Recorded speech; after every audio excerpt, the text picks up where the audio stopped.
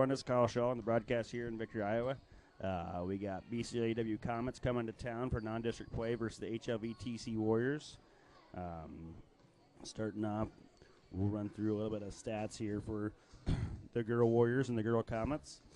The HLV TC Warriors are led by Ayla Hall with 12.2 points per game, 110 on the season. Next leading scorer is Emery Hall, little sister, at about 7 points per game, 61 points on the year. And then we got Lily Randall with 4. She had a pretty big scoring output against Evie, probably her highest scoring this year. And then we got Emma Roberts coming back. This will be her third game back after coming off the injury. And it'll be the third game of the year here in 2025.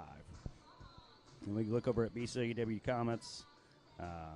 Sitting pretty good record-wise. Grace Farnsworth leads them with about 16 points per game. Savannah Moeller has 12 points per game, and Claire Galentine has about 11.5 a game. So they got three scoring girls in double figures, and that's going to be tough to stop for the Warriors, but it's definitely possible with Coach Bloom's defense and the girls getting after it tonight. HLV TC Warriors are coached by Nick Bloom, assisted by Mitch Tice and Maria Springer.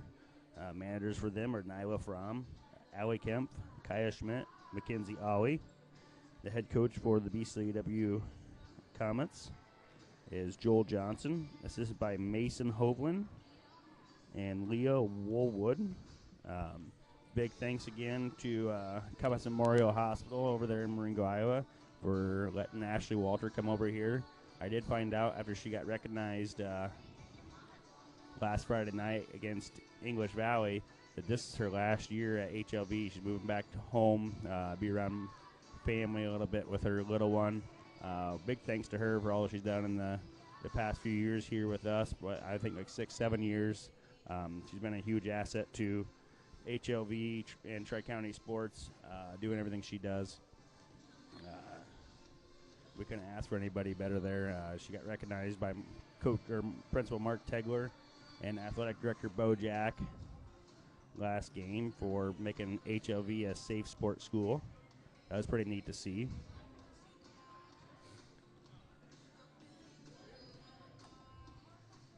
The BCLUW Comets are sitting at 6-3 on the year right now, while the Warriors are sitting at 4-5.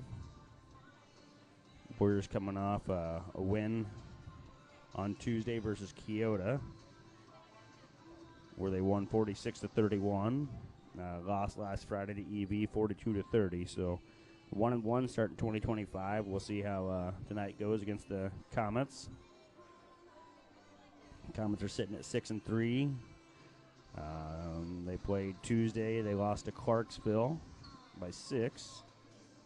They beat North Tama last week by 50. So they're sitting in the same record as us this in the new year, 1-1.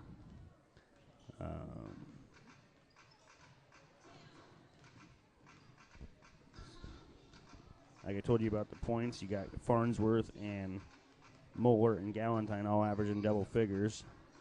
And then you have Farnsworth also with 100 rebounds. So she's going to be the big girl that kind of does their work down low. See if the Warriors can slow her down a little bit down there. And then you got Moeller, who's got 78 rebounds. Another, I would say, bigger girl, maybe pretty active on the glass anyways. Maybe just gets after it a little bit. They don't look real tall. I can definitely see which one's Farnsworth looking out there and figuring out which one she is based on points and rebounds. And then the Galentine girl, she's got 23 assists, so I'm going to guess she's more of their point guard. She's only got 37 rebounds. No, 49 rebounds total. Sorry, I was looking at defensive rebounds. And then for the Warriors, our stats here besides the points, we got Ayla Hall leading us in steals and assists. She's got 49 steals, 43 assists. She's also got 44 rebounds. The leading rebounder, and she's the smallest girl on the court pretty much all the time. That number might be different if Emma Roberts was healthy for the first half of the year. She's only got 9 rebounds, but she's only played in, I think, 2 quarters against EB the first game of the year, and then 2 games in 2025. This will make her 4th total appearance this season. We got 6 minutes till game time. We'll probably do the national anthem here in about 5.5, and we'll go from there. Remember this, Kyle Shaw on www.thewarriorcast.com. If you saw my Facebook post, just share it to your friends. Make sure they know what's going on so they can tune in as well. Big thanks to Danny Davis and Sportscast Media from Mediapolis for allowing us to do this, supplying us with the equipment and everything else here. Big thanks to Bo Jack, Athletic Director here at HLV, Principal Mark Tegler, and Superintendent Brad Hohensee.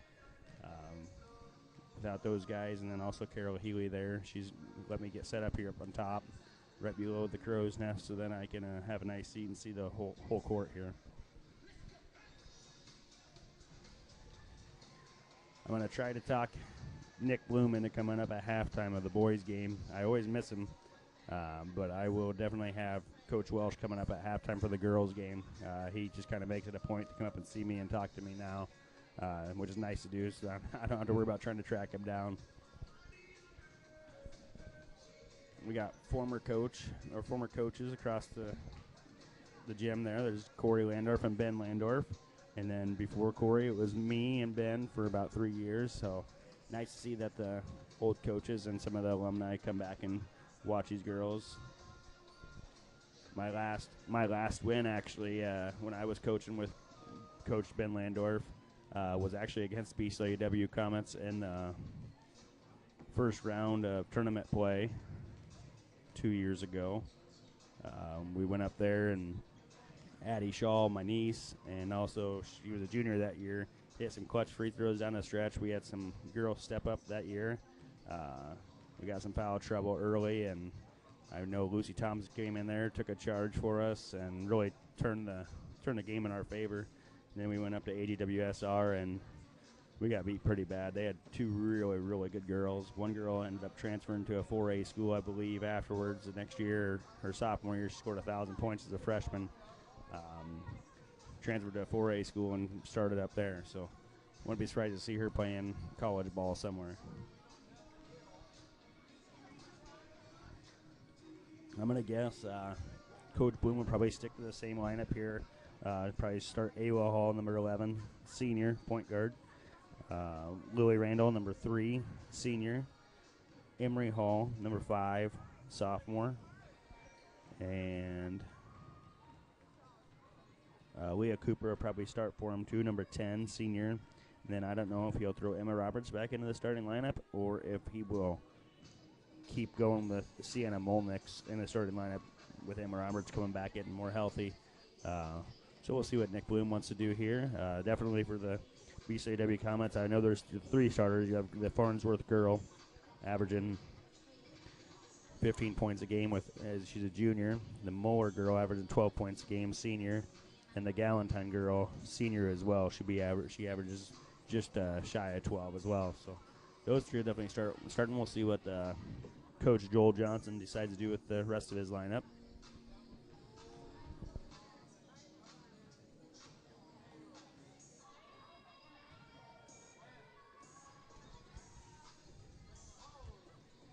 Officials, I don't know them all, but I've definitely had 2 of those while I was coaching. One's Kim Hall. He's been doing this for umpteen amount of years. He's very experienced, still getting up and down the court pretty well for his age, which is nice to see. Just the lack of refs, limited amount of refs, it's nice to see that some of the older guys stick around, and we got another younger guy out there too, so hopefully more younger guys are going to keep stepping up so these older guys can retire and move on.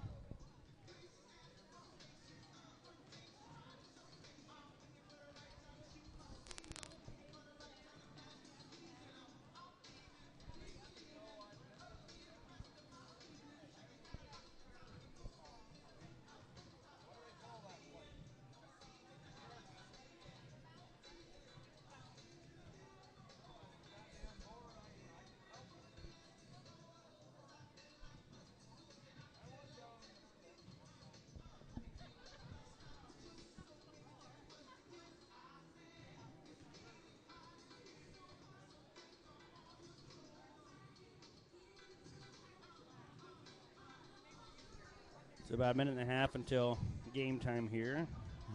I guess they're going to just do the national anthem right as the buzzer expires here, and we get into national anthem, starting lineup, and then game time.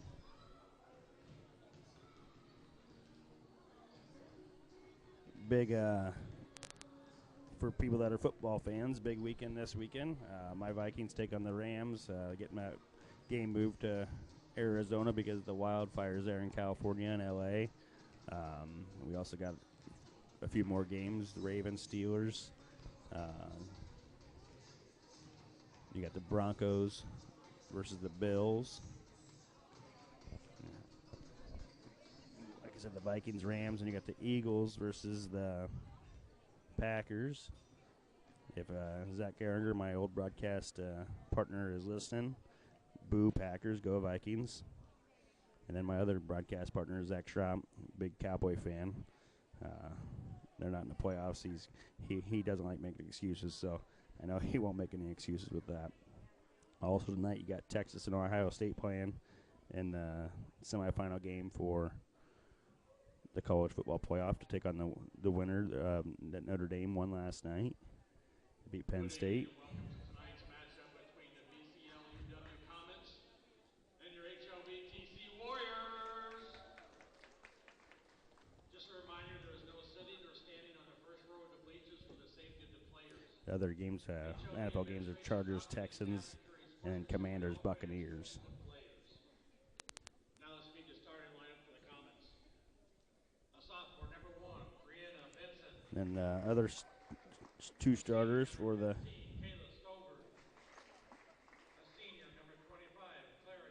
Comets is number 1, a sophomore, Brianna Benson, and number 15,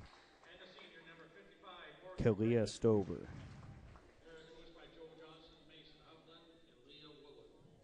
Oh, he's actually going to not start Farnsworth tonight, and he's going to start Morgan Bergman, another senior, so we'll see if there's anything wrong with Farnsworth or not. Starting for the Warriors, number 2, Emma Roberts, number 3, Lily Randall, number 5, Emery Hall,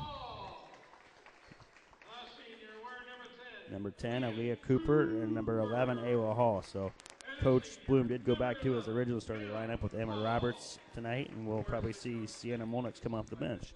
I'm going to get ready for the national anthem here. I'll be right back.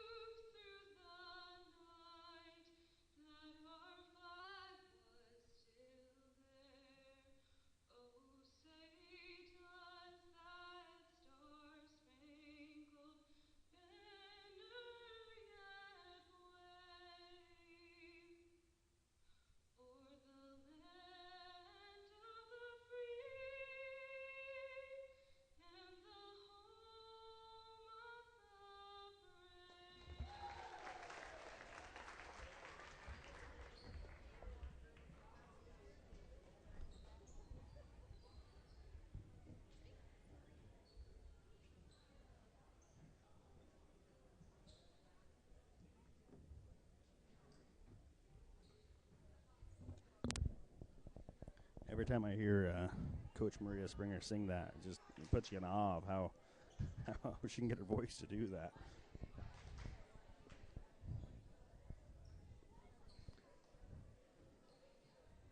It's number 43, Grace Farnsworth, to come off the bench for the Comets, their leading scorer and leading rebounder. maybe she's dealing with some injury or anything, something like that, and they don't want to risk her for a non-district play. We'll see. But the tip, it'll be 45, Savannah Moeller, and number 2, Emma Roberts for the Warriors. And we are live on a Friday night, January. Emery Hall comes down with the tip for the Warriors, kicks out to Leah Cooper, over to Ayla Hall in the corner. Crosses over BCLUW girl and gets, she was all over her arm and they didn't call anything. Misses the shot. BCLUW gets the rebound. Ayla Hall steals it back. Leah Cooper comes up with it. Finds Emma Roberts right in the middle of the lane for 2.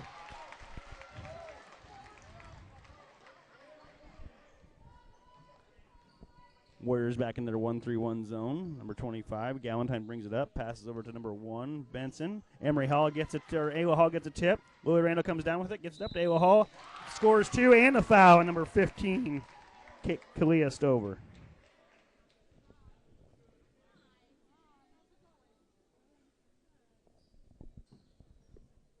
That's a good start for the Warriors. 40 seconds in, they got 4 points.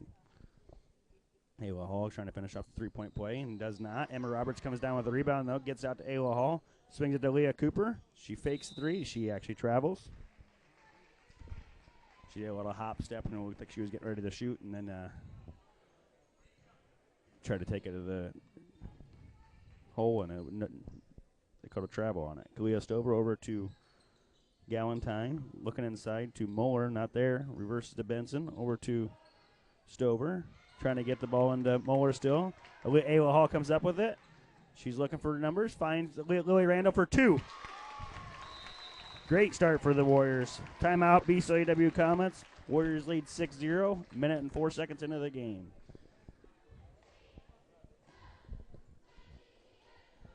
Warriors with their active hands so far. Really getting after on the defensive end. Ayla Hall missed that first layup and then was able to get the ball back and find Emma Roberts inside for 2, and then they got another run out, and she found Lily Randall for 2, and then also got fouled on another fast break where Lily Randall assisted her.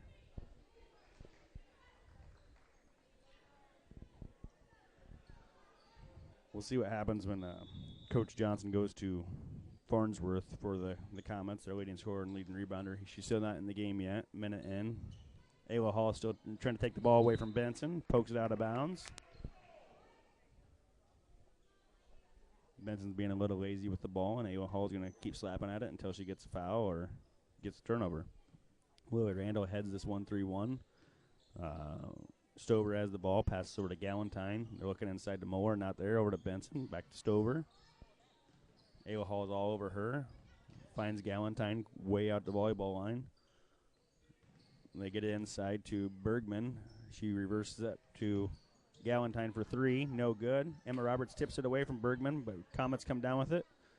Benson's looking inside to Moeller. She gets it there. Misses the layup. She gets her own rebound and scores 2. BCLUW Comets in a press. Bad pass that ends up finding its way to Ayla Hall, and she goes right at Bergman and draws the foul. They're going to say on the floor. She was definitely gathering, going for a shot. But anyways, HLV will retain possession. Number 5, Reagan Crawford will check in for sophomore Brianna Benson for the Comets. Ayla Hall kicks out to Lily Randall, over to Leah Cooper, back to Ayla Hall in the corner. Gets it to Sister Emery. She's going to shoot the 3. And I thought it was good. She gets her own rebound and misses the 2. Crawford, who just checks in, gets the rebound, throws the ball up, and Galentine comes down with it. She goes all the way into the lane, finds Moeller for 2. 6-4, the Warriors lead. Ayla Hall beats the press by herself, kicks out to Leah Cooper for 3. Just long. Bergman comes down with the rebound for the Comets. Gets it to Stover. She's bringing the ball up the court.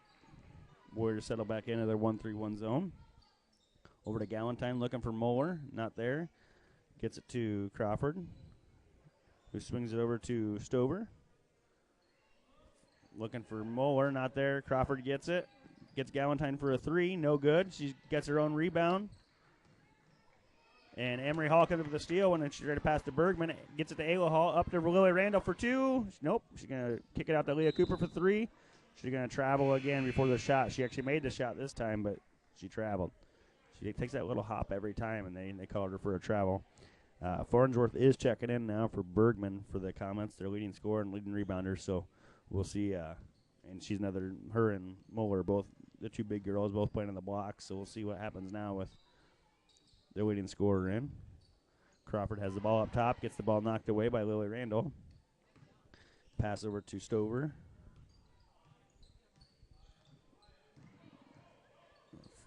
Farnsworth has the ball now. He's trying to pass over to Muller.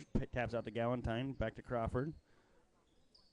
Into Muller, but it's stolen by Emma Roberts. Ayla Hall bringing the ball up the court.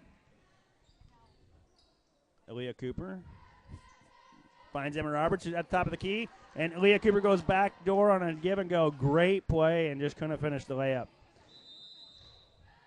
She was definitely frustrated after that, and she's going to get called for a foul. Aaliyah Cooper is. Airley Kupka will check in for Aaliyah Cooper, and Reagan Molnix will check in for Lily Randall. Leah Cooper and Emma Roberts had a nice two-man game there.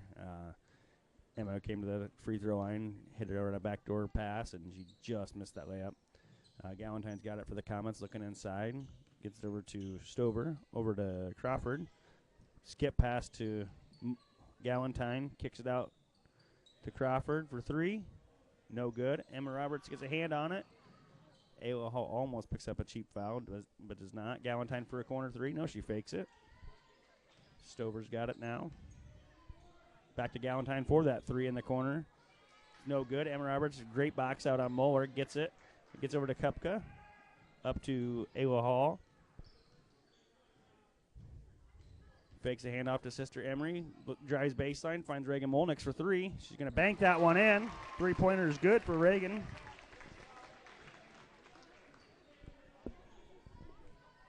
That's a good, big confidence builder for Molnix. Emery Hall gets tripped coming across the lane. Emma Roberts will foul Farnsworth to make sure there's no easy 2 points there and send Farnsworth to the line for 2. Right now, pretty even scoring for the Warriors. They got 9, and you got Emma with 2, Lily with 2, Ayla with 2, and Reagan with 3. Farnsworth misses the first free throw. Number 1, Benson will check back in for Galentine, and Sienna Molnix will check in for Emma Roberts. Farnsworth makes a second free throw. Comets in a one-man press. They must not have been on the same page there. Airley Kupka, look inside to Molnix, Sienna, that is. Kicks it out to Ayla Hall. Crosses over Crawford, goes in for 2 with a little floater, and it's good. If they want to run man-to-man on Ayla, she's going to keep eating those girls up and taking advantage. Crawford up top. Skip passes over to Benson. Skip passes back to Crawford, looking inside to Farnsworth, taken away. Ayla Hall comes down with it, trying to split the defense, and Crawford knocks the ball away. And the Comets save it and gather it. Crawford gets it, throws it up court to Benson, trying to find Farnsworth inside. They do. She kicks it out to Crawford for 3. It's no good. Muller gets the rebound and scores 2. Emery Hall trying to box out Muller is just not a good matchup for the Warriors, but she's trying with all of her might.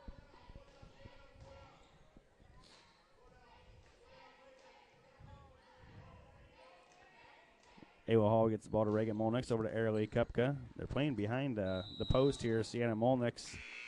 So we definitely could get the entry pass in there. Airley Kupka turned the ball over, trying to make a pass, and she walked with it first. Bergman will check back in for the Comets for Savannah Muller. Stover's going to bring the ball up the court for the Comets. Pass over to Crawford.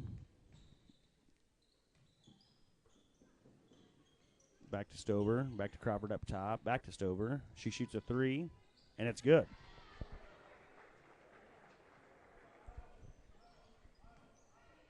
Ayla Hall breaks the press again. Crawford just trying to harass her a little bit. Gets the ball over to Airly Kupka. Over to Reagan Molnix. Gets it to Ayla Hall, who's trying to cross over Crawford. She does. She throws up a shot. Oh, she's going to get called for a travel. I think she got fouled first, but it's what it is. HLV TC Warriors lead 11-10 with 1:20 to go in the first quarter. Stover brings the ball up the court, passes over to Benson. Reverses to Crawford. Got Bergman for a three-point shot. No, she passes it up, passes into Farnsworth. Ball gets knocked loose, and the Warriors take over. Galentine will check back in for the comments for Stover.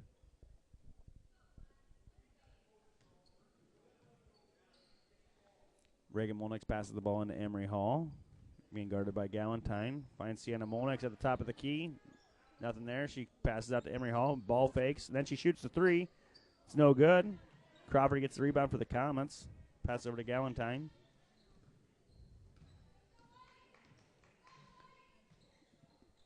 Trying to get the ball into Farnsworth. She's double teamed. They're going to call a foul on, I think, Sienna Molnix there with a hand in the back. Or they're going to call her the hold, but same difference. So the Comets have a baseline out of bounds play here. Looking for Bergman, not there. Crawford up top. Back to Galentine in the corner. Fakes a three, dribbles in, kicks to Crawford for a three on the opposite wing.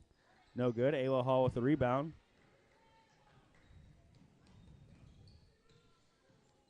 Coach Bloom calls out one shot, I believe.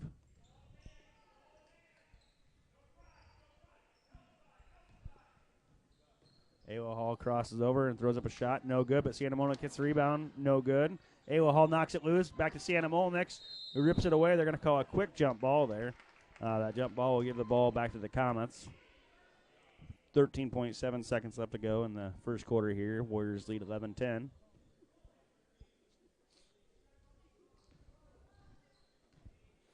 Galentine brings the ball up the court for the Comets. Pass over to Crawford. Farnsworth trying to get open underneath. Not there. Galentine tries to penetrate. Nothing. Benson's trying to shoot. Did not get the shot off. It'll be an HLV TC Warrior lead, 11-10 after one.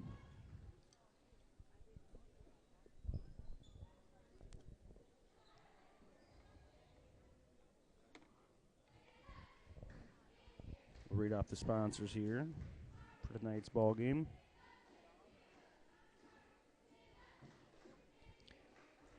We got Brady Law Office and Victor, champions HLV students to be the best they can. Brady Law Office and Victor supports our students and communities. Keystone Savings Bank is proud to support HLV students on and off the court. Everyone at Keystone Savings Bank says, "Go Warriors." Cooperative Telephone Company is happy to sponsor this Warrior cast and would like to wish the basketball team a great season. Kiza Brothers Seed is your local DeKalb and Astro hybrid dealer. Kiza Brothers Seed supports all of our HLV students and athletes. S&S Appliance and Mattress is your authorized dealer for Whirlpool, GE, and Speed Queen. Call the Victor location at 647-3149 or Grinnell at 236-0221. Hartwick Ag is your authorized dealer for MacDon products and more.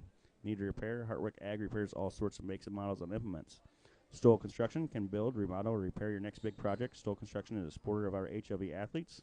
Tim Electric looks forward to an electric season for the Warriors. Folks at Tim Electric say, "Let's go Warriors." WH Construction is there for all your concrete needs. WH Construction proudly supports all HLV athletics and this Warriorcast. County Bank has 6 locations to serve you: Sigourney, Hartwick, Deep River, Gibson, Montezuma, and Waynesburg.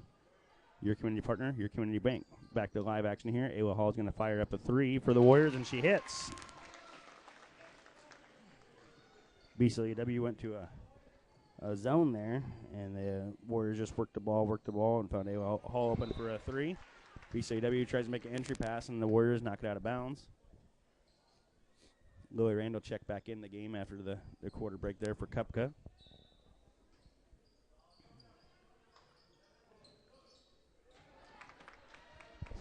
Warriors steal the inbound pass and out of the baseline, out of bounds. Gets up to Lily Randall for a three. It's no good. Reagan Molnix gets the rebound, kicks to Emery Hall, kicks over to Ayla Hall, fakes a three. Gets a foul called on the drive on the Comets. Number 5, Reagan Crawford with 2 hands on. Crawford's going to check out, and Kalia Stover's going to check in for the Comets. Ayla Hall to inbound the ball here for the Warriors. Finds Reagan Molnix for three in the corner. No good. Emery Hall is trying to track it down. She did not get it. Stover comes down with the rebound. Louie Randall and Emery Hall traps her and knocks the ball out of bounds. BCLUW get out, comments to retain possession here.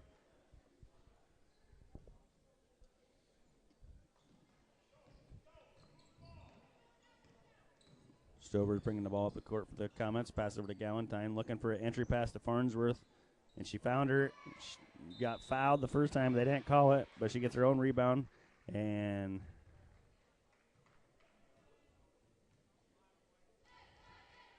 she gets fouled on the shot attempt. Emery Hall picks up the foul. She makes the two and is going to try to finish the three-point play here for the Comets. And it's good. Cut the lead down 14-13. Warriors lead with 7 minutes to go here in the half. Comets sitting in a 2-3 zone. Louie Randall gets the ball from Reagan Molnix over to Emery Hall. Back to Ayla Hall. Looking for a skip pass. Finds Reagan Molnix at the top. Louie Randall for three from the left wing. Just short. Stover brings the ball down for the Comets. She's going to bring the ball up the court as well. Dangerous pass to Benson in the corner. Louie Randall's all over that. Reagan Molnix almost stole that ball from Galentine. Gets over to Bergman. Back to Stover. Over to Benson. Back to Galentine. Find Farnsworth on the backside. Backside block for two. That was a really good pass by Galentine there. BCLUW will take their first lead of the game, 15-14. HLV goes down the court. Ayla Hall throws up a shot. Just short on the layup. She ends up stealing the ball away from Galentine. She's asking for a foul. Not going to get it. Finds Reagan Molnix on the backside on the break. No good. Ayla Hall gets the rebound and scores two. Coach Bloom calls a timeout after that made bucket by Ayla Hall to give her 9 on the night out of the 16 for the Warriors. Reminder, this is Kyle Shaw on the Warrior Cast here. We're on www.thewarriorcast.com. Share that Facebook post I sent out to all your friends and family that aren't listening, and just let them know if they're HLV TC Warrior fans or BCLUW Comet fans so they can tune in. Big thanks to Danny Davis and Sportscast Media for allowing me to do this. BCLUW will take over after the timeout, after the 2 points by Ayla Hall, and a 30-second timeout by Coach Bloom.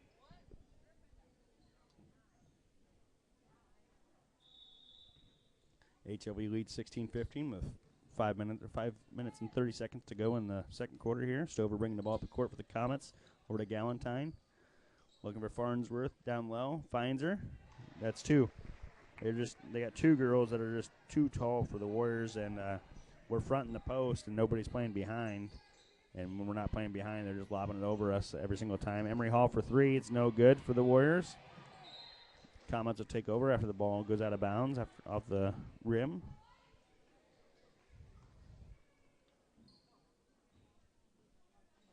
Stover's going to inbound to Galentine here for the Comets. Back to Stover. She'll bring the ball up the court.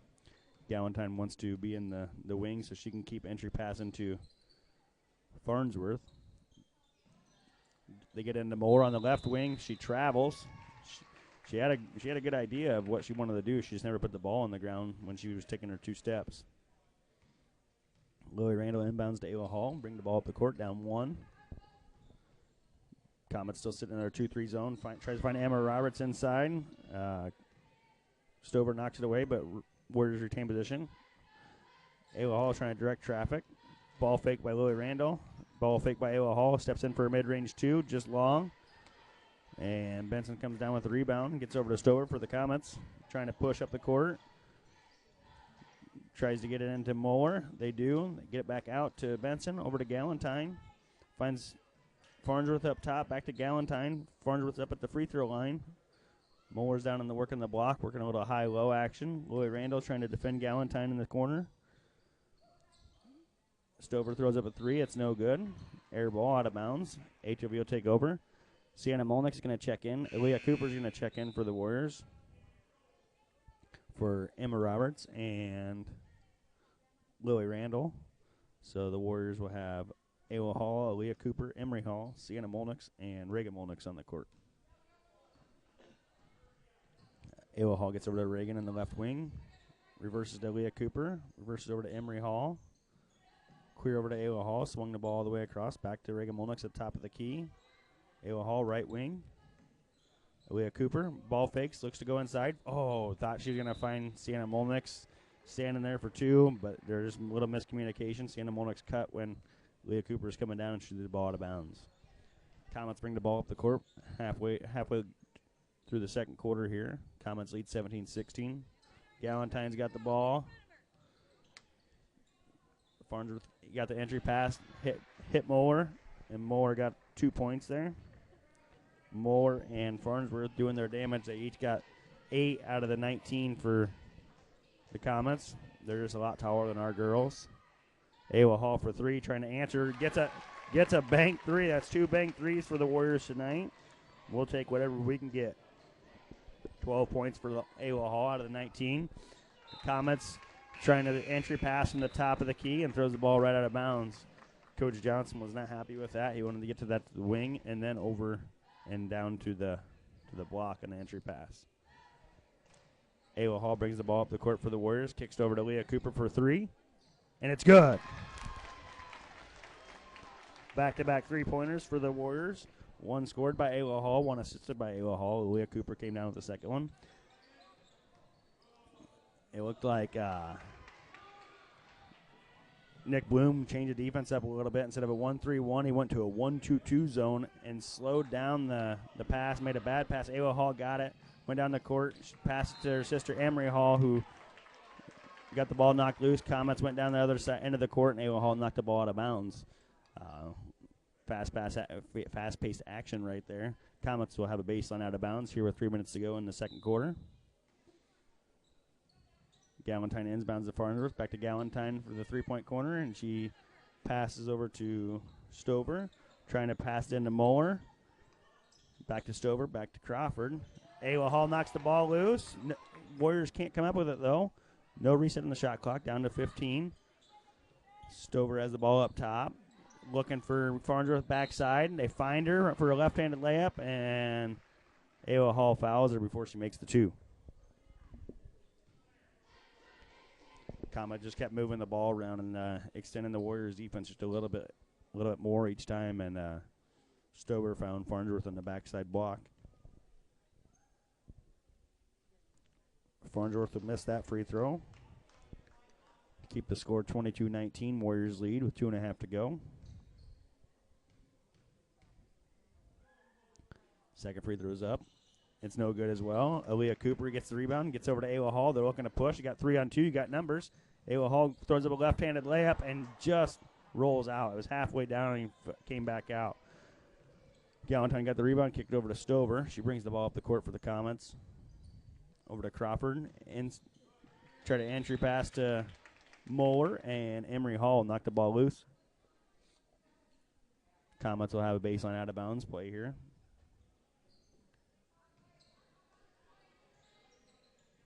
Finding Farnsworth up top. Kicks over to Stover in the corner. She reverses.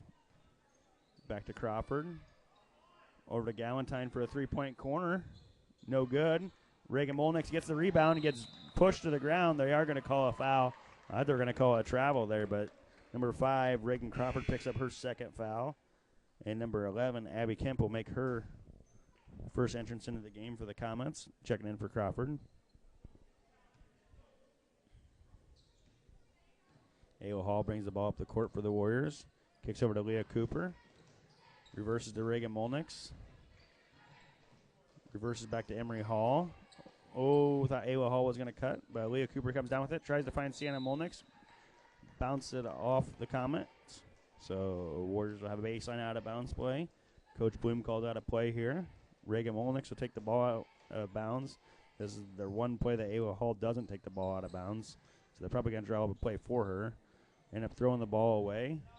And Ayla Hall picks up a stupid foul 94 feet away from the basket.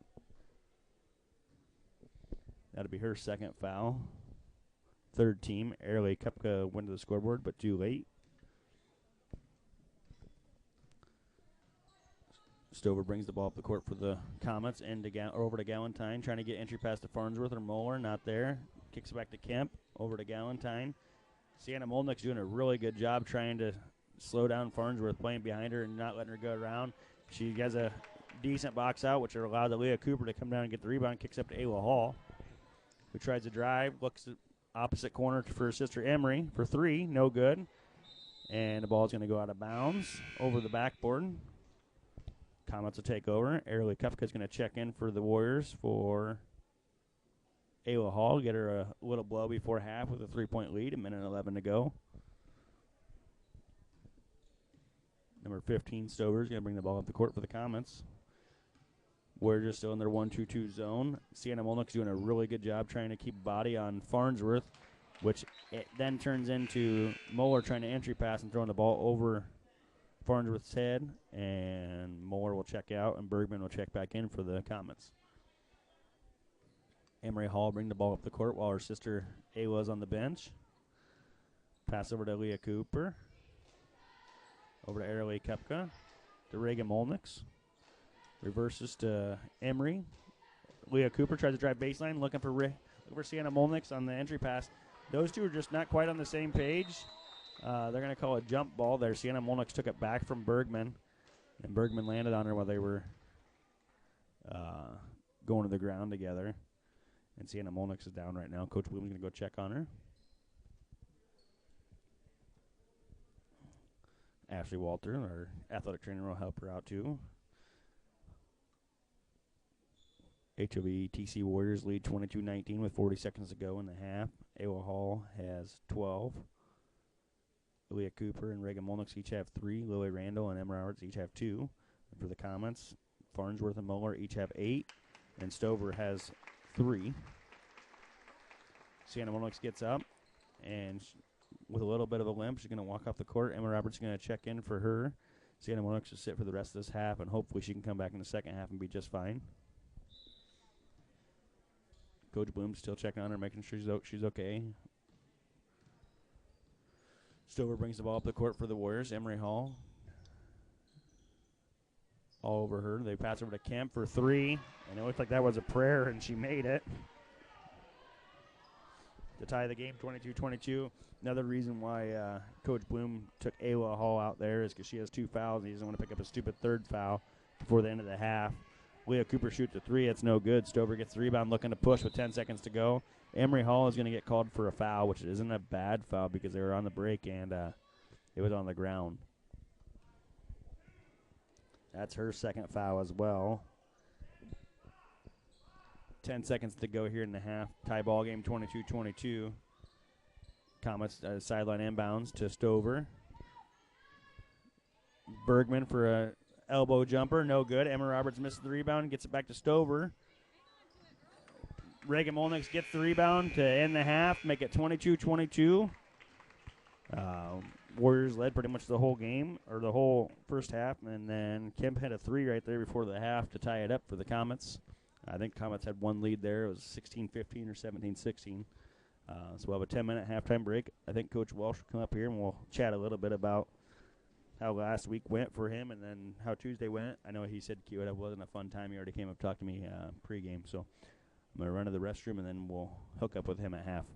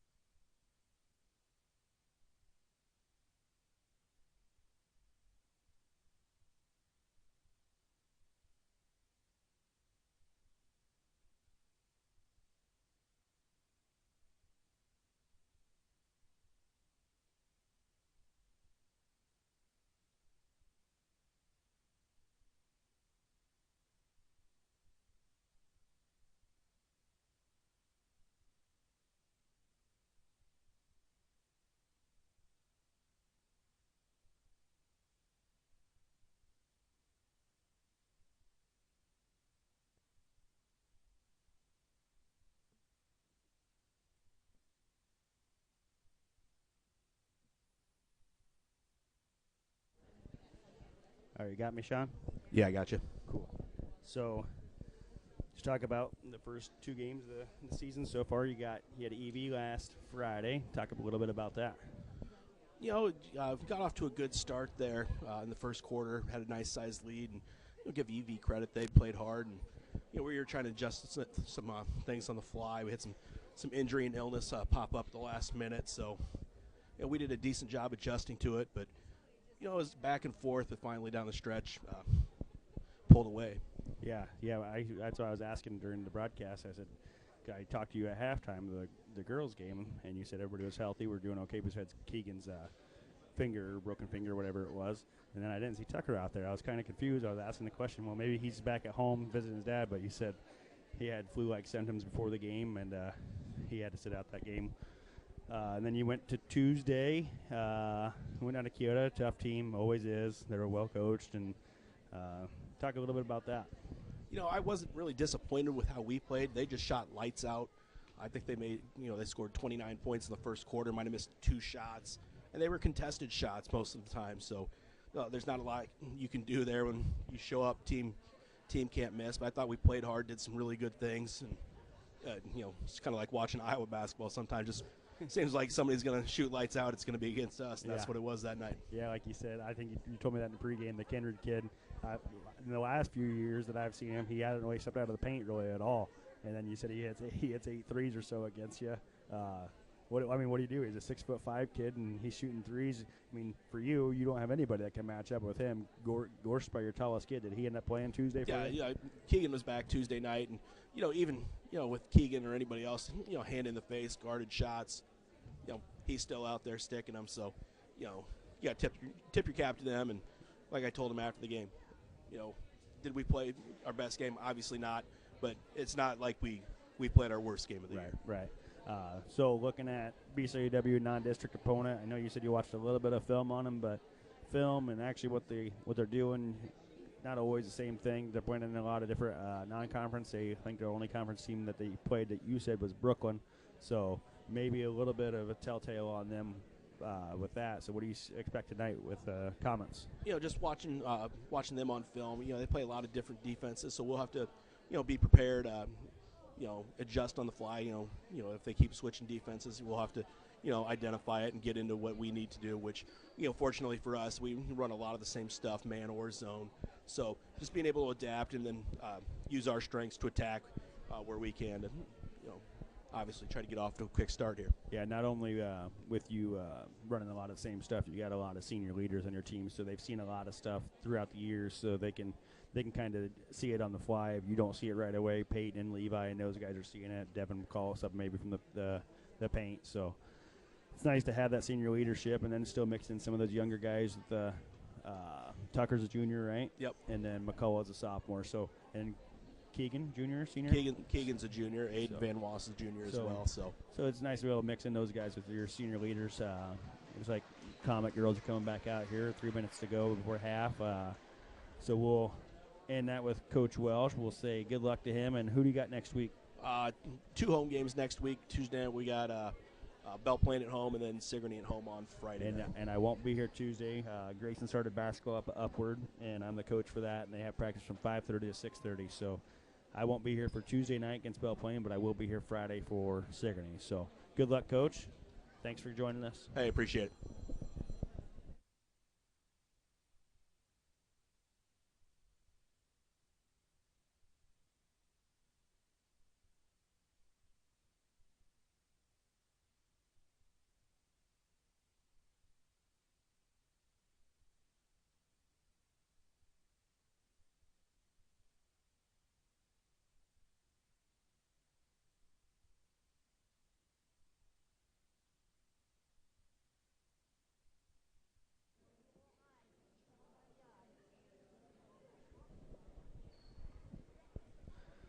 So thanks, Coach Welsh, for coming up here, and then we'll get ready to go back to action here. We got 2 minutes to go before the second half starts.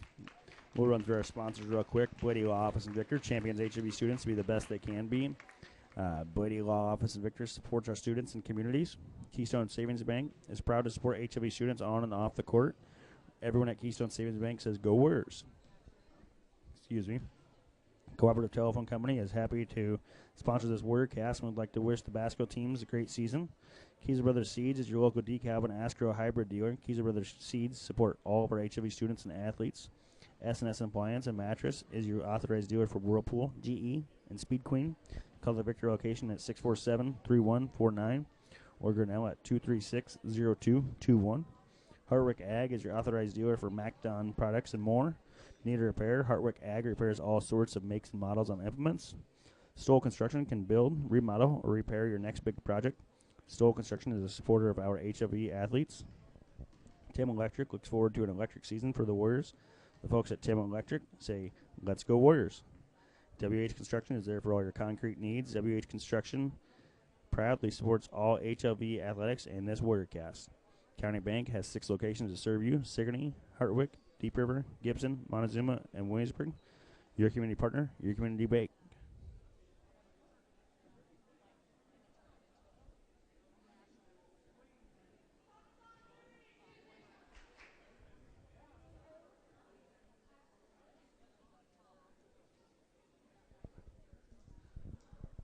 This is Kyle Shaw on the WarriorCast here for the HLV Tri-County Warriors versus the BCLUW Comets, all tied up 22-22 at half. Leading scorer for the Warriors, Ayla Hall with 12. And then the Comets, you got Grace Farnsworth and Savannah Moeller both with 8. They're going to go back to their original starting lineup with Farnsworth off the court. And when she was off the court, the Warriors kind of had their way inside. So hopefully they can keep doing the same. Emery Hall has the ball in the corner over to Leah Cooper up top. Back to Ayla Hall, moving the ball really well. Gets the ball to Emery Roberts. Pass back out to Leah Randall. Skips past to Emery Hall for 3. It's good. Good start for the Warriors. Move the ball really well against that zone. And you got a really good look. And then the Comets run into each other and ends up with a travel. So the Warriors will take back over possession. Kind of like how they started the first quarter. Quick start, and then BCW making some mistakes. Ayla Hall gets the ball into Leah Cooper. Back to Leah Randall over to Emery Hall, who just hit a 3. Ayla Hall has the ball, looking for Leah Randall was looking for the ball on the backside block. She was wide open. Emery Hall has the ball. Leah Randall in the corner. Reverses to Ayla Hall. Entry pass to Emery Roberts. Kicks back out to Ayla Hall, who penetrates. Passes out to Leah Cooper for 3. They're going to call a travel on her little hop step. If you came into a game and you saw her little hop jump, you would probably think, oh, it's a shooting motion. But then some people think, oh, it's a travel. So it is what it is. I mean, every ref's going to see it a different way. So Warriors back in their 1-3-1 zone with Farnsworth off the court. Stover has the ball up top, passes over to Galentine in the corner. Emma Roberts knocks the ball away from Moeller. They get the ball back. Stover has the ball up top for 3. No, and she looks away. Gets over to Galentine in the corner. HLV TC Warriors moving really well right now. Stover brings the ball up top. Kicks it over to Benson in the corner. Emery Hall closes out. No good. Aaliyah Cooper gets it. Finds Ayla Hall. Coach Bloom wants to push. Pat finds Emery Hall up court. Steps back. Gets over to Sister Ayla. So doesn't the miscommunication there. She's trying to pass to Aaliyah Cooper on a skip and overthrew her while Aaliyah was coming to her. So a minute and a half in. HLV has 3 to have a 25-22 lead. Farnsworth going to the scorer's table right now for the Comets to check in. Emma Roberts doing her best job of trying to slow down the entry pass to Moeller.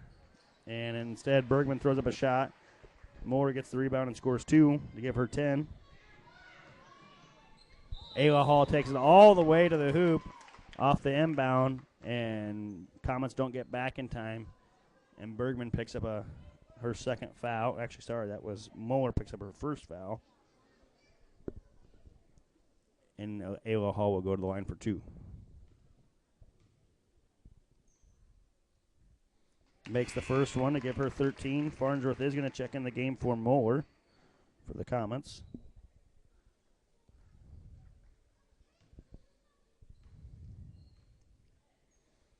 Ayla Hall's second free throws up, no good. Farnsworth gets the rebound and gets over to Stover.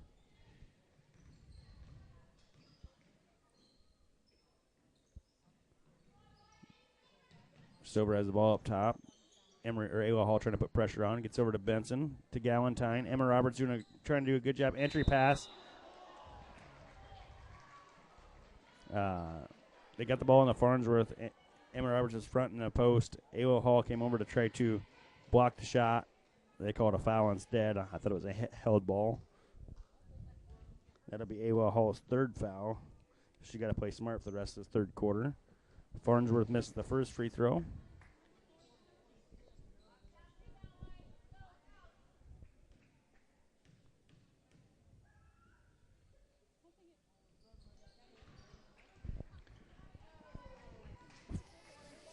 Farnsworth makes a second one. They got the scoreboard wrong right now. Emory Hall for three. It's good for Emory. 2 threes to start this quarter.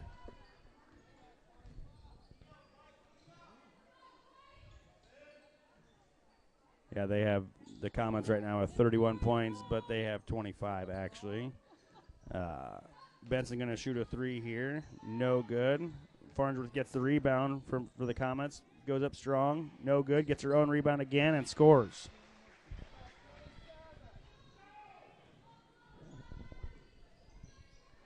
Ayla Hall hurries up and gets down the court. Pass over to Leah Cooper. No good. Galentine with the rebound.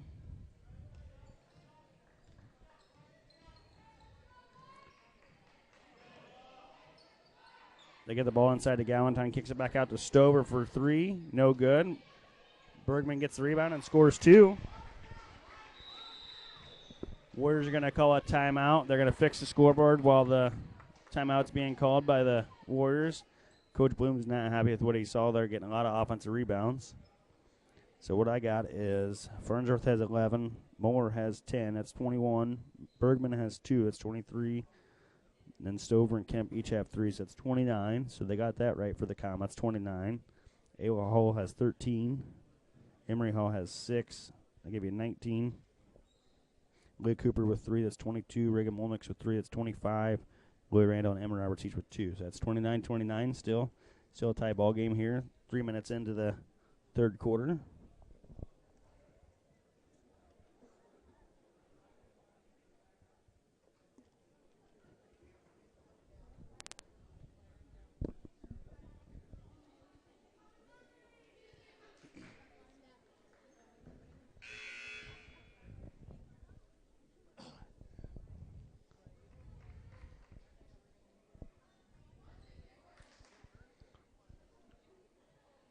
Warriors going to come out and back on the court with Ayla Hall, Reagan Molnix, Airley Kepka, Emma Roberts, and Emory Hall. So Lily Randall and Leah Cooper will take a break. All tied up here. 4.5 to go in the third quarter. Ayla Hall over to Reagan Molnix. Airley Kepka looking to go back door, not there. Gets it on the corner instead. Emory Hall has the ball up top. Back to Airley Kepka. Reverses to Ayla Hall. Emma Roberts looking for a post up. Nothing there. Ayla Hall trying to make something happen. Reagan Molnix skips over to Kepka, over to Emory Hall, into Emma Roberts, kicks it out to Reagan Molnix, who almost threw the ball away. 7 seconds left to go on the shot clock. Ayla Hall is going to try to make something happen. Throws up a runner and scores 2. That gives Ayla 15 and 9 out of 31. Stover's bringing the ball up the court for the Comets. Kicks over to Benson. Now they got Bergman checked out, so they got both Farnsworth and Moeller in. They're going to do a jump ball there. They had 3 Warrior girls with hands on the ball, and Farnsworth was trying to go through them, and they called a jump ball rather than a foul. Thank goodness for the Warriors. Inbound to Stover. Back to Galentine in the corner for a 3. It's no good. Kupka knocks it out of bounds.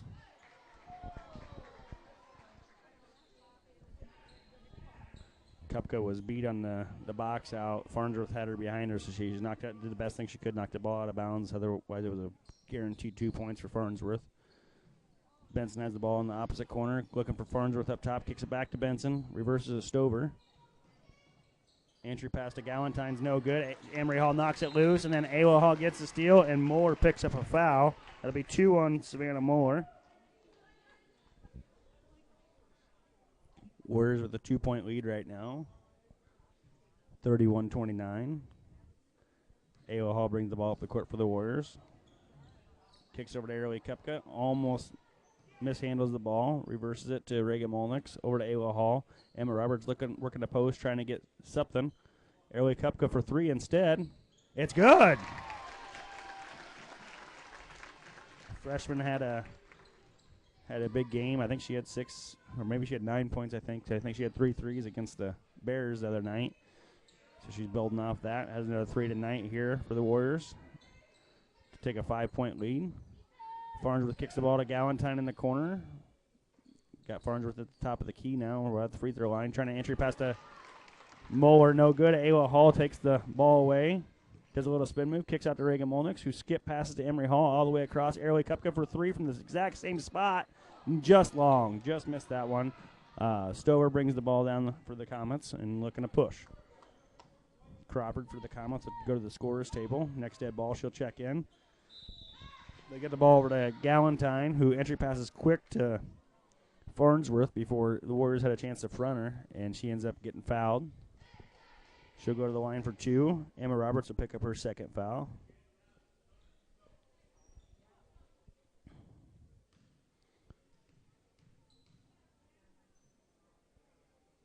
Farnsworth's first free throw is no good. I think she's shooting about 50% tonight from the free throw line. So if all else fails, don't let her get a layup and just keep her sending her to the line for the free throws. Crawford did check in for Benson for the Comets. Farnsworth's second free throw's up, and it's good. She's got 12 of their 30. Warriors lead 34-30. Kupka has the ball over to Emery Hall. Fakes pass to make a pass into Reagan Molnix. Kicks it into Emma Roberts, who gets fouled, gets the ball tipped. Ayla Hall saves it from going back court. Gets it back from Kupka. Trying to drive, nothing there. Still working baseline. Gets drilled out of bounds, but they didn't call a foul. That girl came down and just put her body right into Ayla Hall, and they didn't call anything. Comets get the ball into Farnsworth. Emma Roberts gets a hand on it, and Ayla Hall brings the rebound down for the Warriors. Still leading by 4. Finds Kupka cutting. She retreats. Gets it to Reagan Molnix. Looking for Emma Roberts inside and taken away by Crawford. Galentine will bring the ball up the court for the Comets. Oh, and she double dribbles. She was looking to pass the ball down low to Moeller or Farnsworth. And now dead ball. Sienna Molnix will check in for the Warriors, and Louie Randall will check in. Emma Roberts and Reagan Molnix will take a seat. Ayla Hall gets over to Kupka. Over to Louie Randall. Sienna Molnix working the high post for the Warriors now. Emery Hall at the top of the key. Kicks it to Kupka. Over to Ayla Hall, who's looking to cross over. She crosses over, gets it inside, finds Kupka for 2. She gets fouled by Galentine. Galentine doesn't like the call, but she was behind her. She might have had all ball, but she definitely had a body on her back. So that'll be two shots for Kupka here. Ayla Hall made a really nice move, got into the left block, and then just threw a bounce pass across, and Kupka happened to be standing right there. Went up for the layup and got fouled. Missed the first free throw there.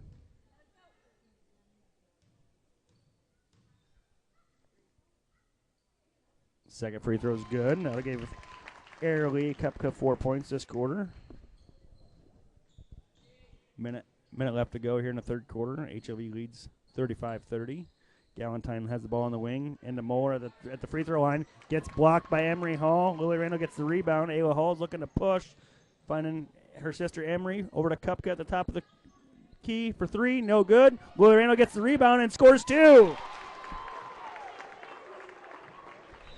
Louie Randall is just a workhorse.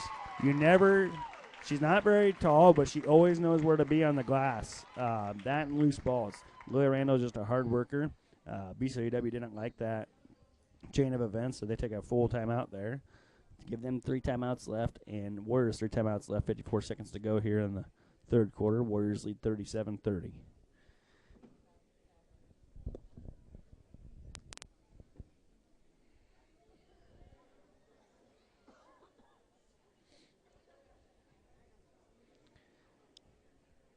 So the stats didn't lie about the Comets. You had Farnsworth averaging 16 points a game. She's at 12.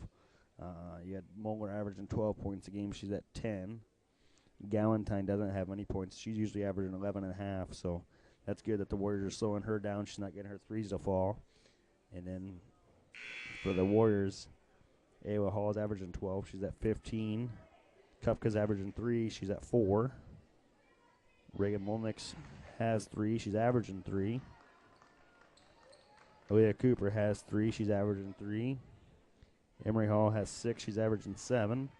Lloyd Randall has 4, averaging 4. And Emma Roberts has 2, averaging 2. So hit our averages. Hopefully we can build off of that and take all control in the fourth quarter. Farnsworth gets the ball inside for the Comets. Kicks it all the way over to Galentine. No good on a 3. Ayla Hall gets the rebound, and she's looking to run. She goes right at Crawford, and she scores 2 on the break.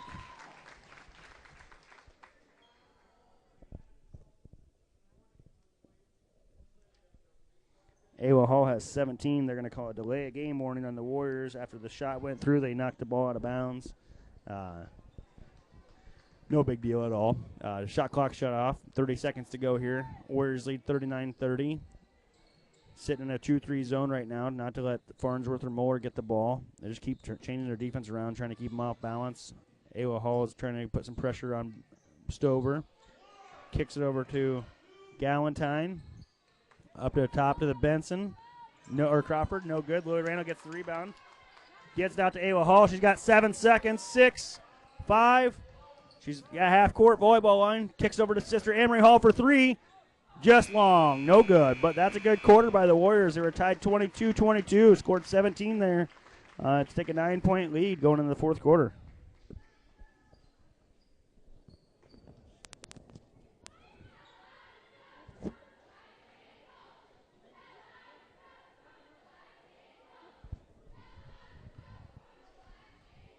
This is Kyle Shaw on the Warrior Cast here in Victor for HLV Tri-County Warrior Basketball against the BCLUW Comets. Comets are trailing by 9. Big thanks to Danny Davis and Sportscast Media for allowing us to do this. Also, big thanks to AD Bojack, Principal Mark Tegler, and Superintendent Brad Hoens here at HLV for allowing me to do this. We'll run through our sponsors real quick. Blady Law Office in Victor, Keystone Savings Bank, Cooperative Telephone Company, Keys Brothers Seed, S&S Appliance and Mattress, Hartwick Ag, Stoll Construction, Tim Electric, WH Construction, and County Bank. Each team has 3 timeouts left here going into the fourth quarter. HLV's leading by 9. Big contributions by a lot of different people so far. Ayla Hall leading the way with 17, but everybody else chipping in defensively and on the glass. So doing a good job here. Warriors will start with the ball. Ayla Hall brings the ball up the court first. Gets over to Aaliyah Cooper. We'll start with our starting lineup here. Aaliyah Cooper, Ayla Hall, Emery Hall, Emma Roberts, and Lloyd Randall.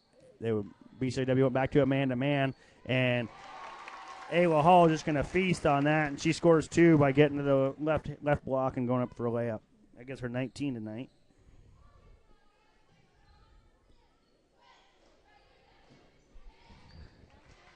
Comets get the ball inside to Moeller, and she scores 2 back, quick on the left block. They only went to that man-to-man that one time. They went back to a zone second time. Emery Hall tries to look for Emma Roberts at the elbow and throws it straight to the Comets. Galentine looking for Moeller and Farnsworth inside. Stover throws up a 3, misses it, gets her own rebound, and gets it out to Galentine, who entry passes to Farnsworth, back out to Galentine, fakes it over to Kemp for 3. Both the 3 she's thrown up have looked like prayers, and they've both been answered. They've both gone in. That makes the score 41-35 Warriors. Emery Hall has the ball over in the corner, kicks it to Lily Randall up top. Comets back in the 2-3 zone. Emery Hall to Ayla Hall. Looking to drive, nothing there. Retreats, passes over to Leah Cooper. Passes inside to Emma Roberts at the free throw line. Gets it back out to Ayla Hall. Tries to force it into Leah Cooper. No good. Moeller gets the steal, and then Galentine comes up with a loose ball. And she kicks it out to Stover for 3. And it's good. 3-point game for the Warriors leading.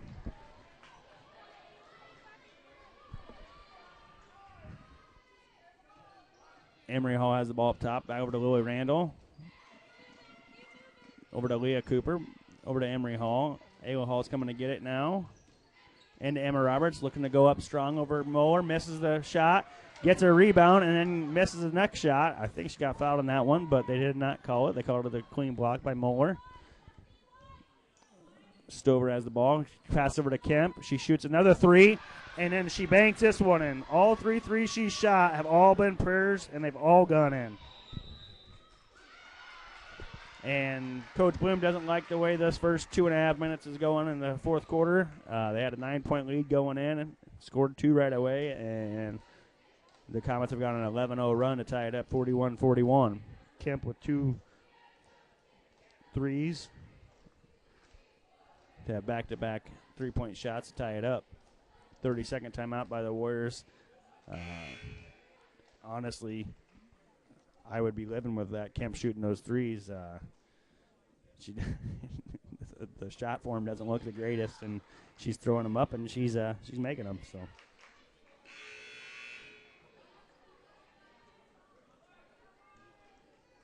We'll see what Coach Bloom does if he wants to extend his defense. The only thing bad, if he extends his defense out to those 3-point shooters, then he leaves Farnsworth and Moeller down low to eat.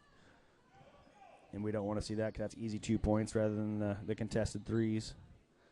Kupka has the ball, kicks over to Emery Hall, fakes a 3, looking to drive. Back to Kupka in the corner. Ayla Hall looking for the ball, finds it, crosses over Kemp, gets inside for a floater, no good.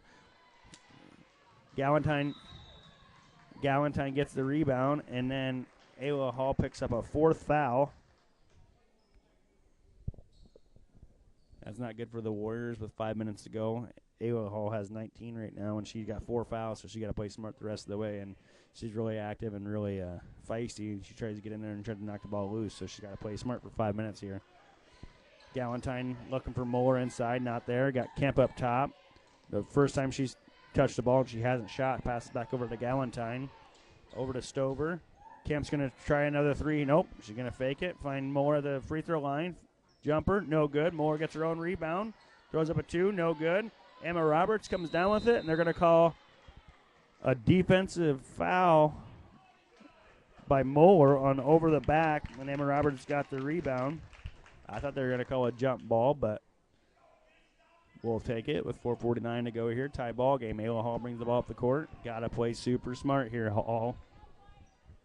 Pass over to Kupka, over to Reagan Molnix, over to Emery Hall. Reverses back to Kupka. Over to Reagan Molnix in the corner. Looking inside to Emma Roberts. Finds her, but she gets tied up. It'll be a jump ball. Comets will take over possession. She got the ball right at her waist off that entry pass, and she couldn't get it up quick enough. Comets will bring the ball up the court with Stover.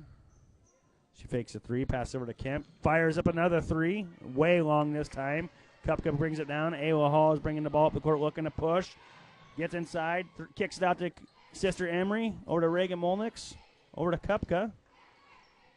Ayla Hall has the ball in the right corner. Passes up to Emery Hall, who fires up a 3 and short. Kupka gets the rebound. And Comets knocked the ball out of bounds, they say. Kupka thought she even turned the ball over. She was running the other way, but Comets knocked the ball out. Lily Randall will check in for Reagan Molnix for the Warriors. Ayla Hall will do the baseline out of bounds honoree. Tie ball game, 4 minutes to go. Ayla Hall finds Emery Hall. Back to Ayla Hall in the corner. Back to Emery Hall up top for 3. It's no good, but Emma Roberts gets the rebound and misses the layup. Moeller comes down. She did a spin move on Moeller and got a great offensive rebound and then just came up short on the layup there. Kemp has the ball, passes inside to Farnsworth, backs down, skip pass to Stover. Stover hits a 3 for the Comets. Warriors now trail by 3. Lily Randall has the ball in the right corner, up to Kupka, over to Emery Hall. Lily Randall for 3 for the Warriors. It's no good. Rebounded by Farnsworth. Gets the ball over to Stover. 3 minutes to go here in the game. Warriors trail by 3. Stover just fires up another 3 at the top of the key. Gets her own rebound somehow. Kemp tries to throw the ball to Farnsworth. Ayla Hall comes up with it. She's going in for two the other way. She scores, and she gets fouled. And one, Ayla Hall. That gives her 21 tonight.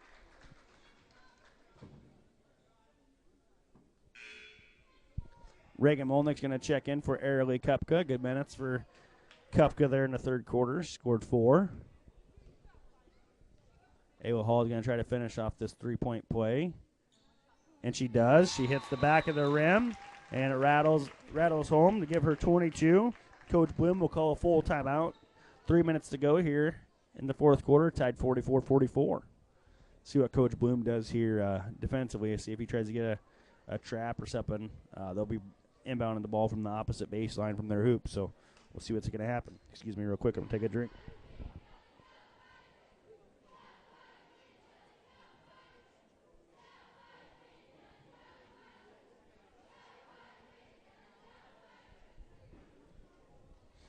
So with that timeout, with 3 minutes to go, Coach Bloom only has one timeout remaining. Comets still have 3 timeouts remaining. The only foul trouble for the Warriors, Ayla Hall's got 4 for the Comets. So Savannah Moeller has 3. They will start this last 3 minutes with Galentine, Stover, Kemp, Moeller, and Farnsworth on the court. And the Warriors will start with Reagan Molnix, Ayla Hall, Emma Roberts, and Lily Randall. And they are going to go to a press. Coach Bloom does opt for a press here with a 1-2-1-1 press. He hasn't shown a press all game, so this ain't a bad idea to do it right now. See if they can get a cheap turnover. Looking to trap right away. Gets the ball back to Galentine. Comets do.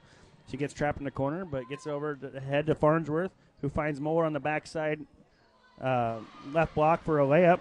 They broke that press pretty well and ended up scoring 2 out of it. Warriors will trail by 2. Ayla Hall brings the ball up the court. Gets over to Reagan Molnix. Looking for Leah Randall backside. Throws the ball away. Galentine brings the ball down for the Comets. She's going to find Moeller wide open for a layup, but Emma Roberts says no. Rejection. Comets still got the ball. I don't know why the shot clock reset.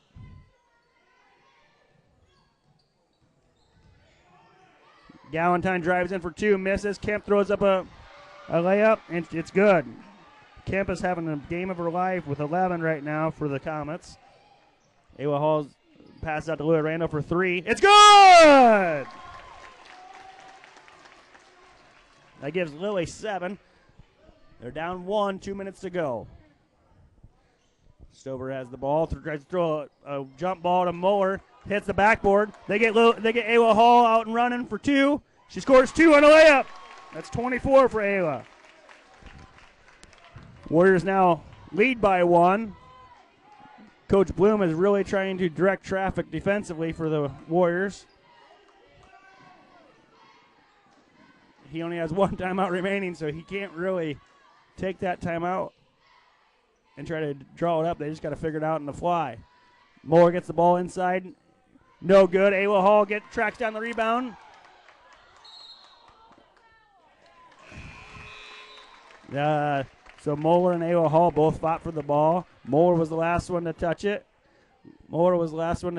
And White takes over on possession. Warriors will take over. Minute 22, leading by 1. Ayla Hall brings the ball up the court. They're looking to trap right away. Ayla Hall fights away. Kicks it out to Early Kupka for a mid-range 2. It's no good. Emma Roberts knocks it loose. Ayla Hall comes down with offensive rebound. They're looking to blitz Ayla Hall here a little bit. See if they get a cheap foul or a cheap steal. Gets over to Lily Randall. Reverses over to Early Kupka. Over to Ayla Hall. 20 seconds still up in the shot clock. You got plenty of time. No rush. Leading by 1. Got to get a good shot here. Ayla Hall has the ball. That's probably the person you want to have the ball in the hands. Pass over to Lily Randall. Over to Early Kupka. Over to Emery Hall. She double dribbles and turns the ball over.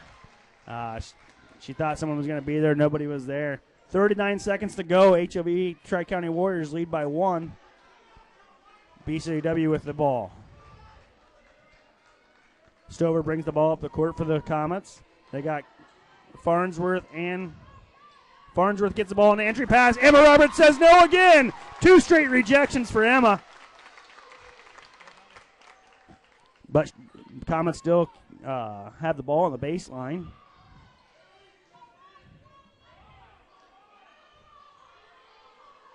Ayla Hall has to be smart still. She got 4 fouls. Can't pick up a stupid foul here. She's guarding one of their tallest players. Lily Randall gets the steal on the inbound. She's going the other way, looking for 2. She gets 2. I told you earlier that Lily Randall is just in the right place at the right time a lot of the times, and she comes up with 2 to make it 51-48. BCLUW timeout with 24 seconds to go.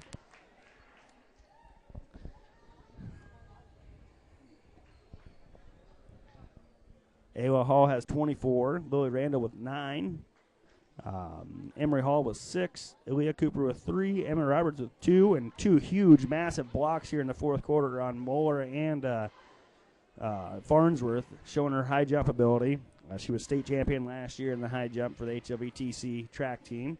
So, and then she's also going to college to Wartburg to run and jump for track. And she's showing why she can do that. Jumping out of the gym, getting those blocks on those 2 tall girls. Those girls stand probably 2 or 3 inches over top of her, and she says, no, they ain't making these layups right now. Moeller does have 14 for the Comets. Farnsworth 12. Abby Kemp has 11. Kalia Stover has 9. And the Warriors have done a good job on Galentine. She's missed a lot of wide-open shots from 3 that I'm guessing she usually knocks down because she averages 12 a game, and she's got 0 tonight. Ayla Hall has got to be very smart here. Up 3, 24 seconds to go with 4 fouls. That timeout that was called by the Comets was good for Coach Bloom because then he can draw up his defensive game plan. They got Benson in the corner, get the ball inside to Farnsworth, who tries to pass to Moore, and Ayla Hall comes up out of nowhere and knocks the ball loose, and Emma Roberts comes down with it. Number 15, Stover, will foul Ayla Hall. That's only a 3rd team foul, so they need 2 more to get into the bonus. They got 7 seconds to go. HLV has to take care of the ball here, get good entry passes. They're letting Ayla Hall just get the ball. They're not even going to foul. They're trying to foul, and she's just running away from them. The coach is not happy. 1 possession game, and you had a chance to foul and extend the game, but instead Ayla Hall dribbles the ball out, and they win with 51-48. Great comeback by the Warriors. Trailing 48-47, and their senior leader stepped up when they needed to. Emma Roberts on the defensive end, and Lily Randall with a steal and layup. Ayla Hall getting inside. Great game by the Warriors. Had a bad 3rd quarter, but didn't let that affect him and took over in the 4th quarter. Great job. So within there, we got Ayla Hall with 24 and Lily Randall with 9. Our 2 leading scorers stepped up and did their job. Everybody else kind of hit their averages. Emma had 2. She is averaging 2. Emory Hall was averaging 6. She hit her average. Airway Cupco was averaging 3. She hit 4. So that's good to see for the Warriors. And then Coach Bo Jack is going to, or AD Bo Jack's going to do something here at halftime.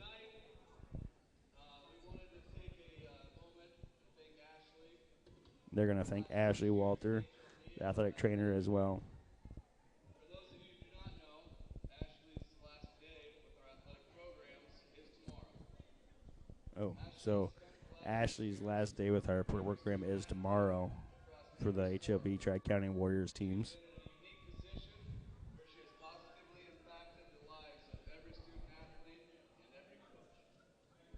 I'm going to take a break and listen to this real quick for Ashley.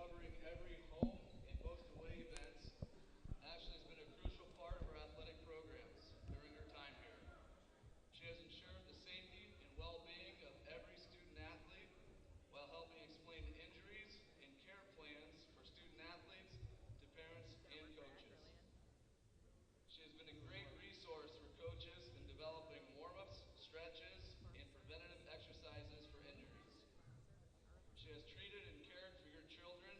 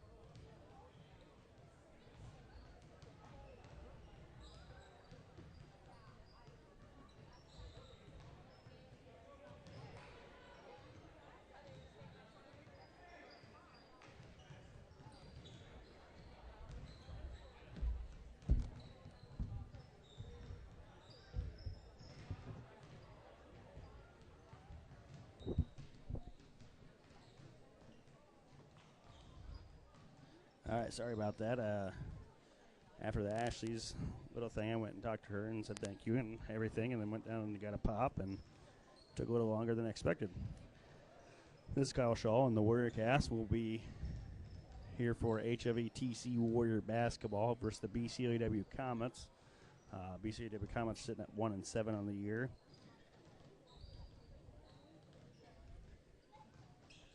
Kind of out of breath after running back up those stairs. And HLV is sitting at 4-5 right now. So, actually, sorry, BCLUW is 1-8, and HLV is 4-5. They get back to 500 with a win here tonight. Right now, they're sitting at 1-1 on the 2025 with a winning over EV last week at Friday and losing to Kyoto Tuesday.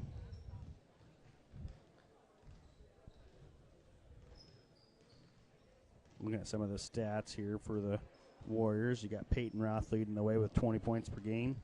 Levi Molnix with 11 points per game. Tucker Donaldson, who was sick last week, has 8 points per game. Sean McCullough with 5. Devin Weiskup with 5. Leading rebounder. And Devin is averaging 7 a game. Peyton's averaging 6 a game. Levi's averaging 4. Leading assister a game, Peyton Roth is averaging 2.6, and Levi Molnix is averaging 3. Steals, Peyton Roth is averaging 4 a game. She has 39 on the season. Tucker Donaldson also is averaging 3 steals per game. And for the Comets, leading scorer for them is Aiden Frank with 11 points per game, and Wyatt Gold with 10.5 a game. Nobody else scoring in double figures for them. Leading rebounder is Daniel Zosk, averaging 7 a game. They don't get a whole lot of steals. They only have 61 steals total, 7.5 a game for the whole team. They do turn the ball over quite a bit. They turn the ball over 20 times per game, so I doubt Coach Welsh goes to a press. That's just not kind of his style. He likes to just sit back in the half court and relax, let the defense make some mistakes. We're only averaging 13 turnovers per game, a lot less than we have in the past. So we'll see what Coach Welsh has dialed up for the Warriors, assisted by Austin Roberts and Dylan Springer. Managers are Natalie Smith and Ryan Schroeder. Head coach for the BCLUW Comets is Evan Jansen, assisted by Trevor Backer. Maybe that's looks like Backer. It's Bakker, either Backer or Baker, and one of the K's is silent. And Theo Baldus, Noah Galentine, Eric Knott, and Brent Shipper. All assistants there. We got 3.5 minutes till game time here. I'm going to try to go catch Coach Bloom and see if he'll come up at halftime. Actually, I'll just message him on Facebook, and he'll reply to me.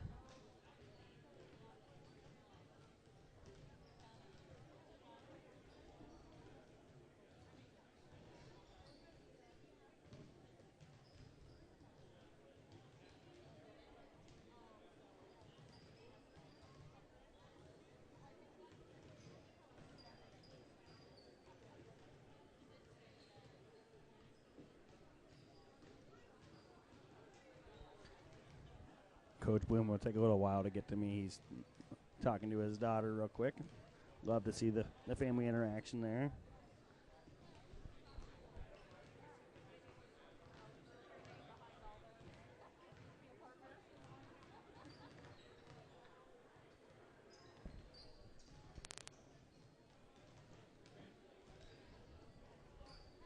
I'm sure Coach Welsh will stay the same with the same starting lineup. Levi Molnix, Peyton Roth, Sean McCullough, Devin Weisskopf, and Tucker Donaldson will probably start for us. I'm guessing for the BCLUW Comets, you have the Frank kid, the Gold kid, the Zosky kid, and then 2 more other guys that will fill in there. Big thanks to Sportscast Media and Danny Davis for everything they've done this year. for HLV Athletics, HLV Tri-County Athletics, and letting us broadcast. Big thanks to AD Bojack, Principal Mark Tegler, and Superintendent Brad Hohensee for allowing me to do this. Another huge thank you to Ashley Walter. I try to leave the mic on just in case you guys could hear AD Bojack kind of giving her praises. Just a special tribute. She's meant the world to us as a athletic department. She's done everything that she can and more for us. Like Coach Welsh said, or Coach Jack said, she's left this place better than it was before. Then when she got it, made us a safe sports school. Put a lot of things into play that we utilize every single day. So a nice tribute to them, and I hope for the best for those guys. It'll be different not seeing her at the ball games with her child and Andy, her husband, being around. So hats off to them for everything they've done for us. Getting ready to do the starting lineups for the boys game here between the Warriors and the Comets. And your HLV TC Warriors. Remember, there's no sitting or standing on the first row of the bleachers for the safety of our players. The HLV administration, faculty, and staff encourage sportsmanship by all fans, coaches, and players. Now let's meet the starting lineup for the Comets. A senior, number 11, Kevin Hill. Kevin Hill, senior. Number 11. Number 21, Wyatt Gold, junior. Number 25, sophomore, Ethan Petermeyer. Number 35, Aiden Frank. And number 41, Owen Myers, senior. So the leading rebounder must come off the bench, Daniel Zowski. Starting for the Warriors, we got number 1, Levi Molnix. Number 2, Peyton Roth, senior. Number 13, Devin Weiskopf, senior. Number 5, Sean McCullough, sophomore. And a junior, number 23, Tucker Donaldson.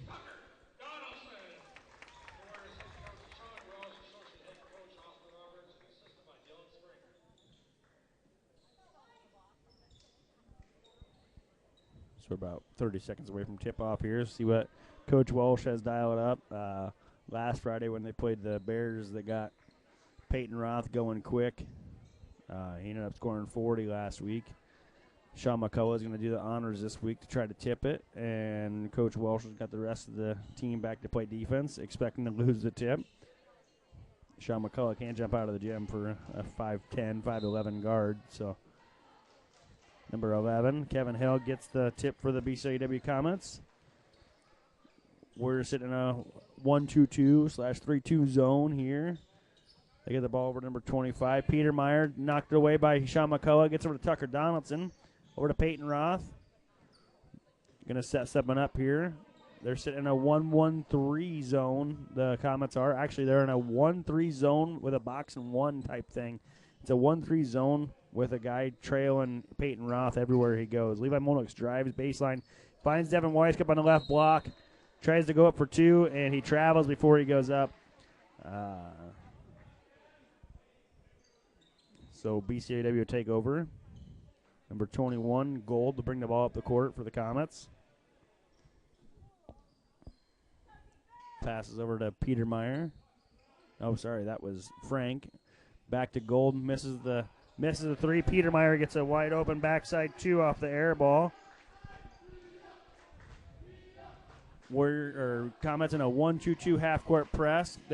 Peyton Roth breaks it by passing to Tucker Donaldson. They call a travel on Tucker Donaldson. They said he took off running before he put the ball in the court. So 2 straight turnovers on 2 straight possessions for the Warriors. Gold going to bring the ball up the court for the Comets. Over to Frank again. Gets a screen for Myers. Passes over to Gold. Back to Myers. Back to Gold up top. They're going to get 3 seconds in the lane on number 11, Kevin Hill. Never got out of the lane.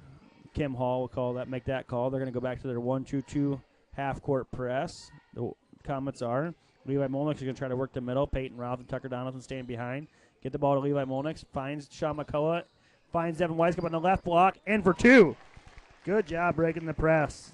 Levi Molnix got the ball in the middle. Found Sean McCullough on the right block, who found Devin Weiskamp on the left block for 2 points. Frank has the ball on the right wing, finds Gold inside. Tucker Donaldson steals the ball. Tucker Donaldson's 1-on-4, finds Peyton Roth trailing the play for 3. No good. Number 41, Myers comes down with the rebound. Tucker Donaldson trying to get a cheap steal, almost got a cheap foul instead. Gold has the ball at the right wing. Passes to Peter Meyer in the corner. Down to Kevin Hill, back up to Peter Meyer, gets tipped. Levi Molnix almost came down with it. Still battling. That's great hustle by Molnix. And then he knocks the ball off Kevin Hill out of bounds. And there'll be 12 seconds left to go in the shot clock for the Comets. Baseline out of bounds play here. Myers will inbound for the Comets.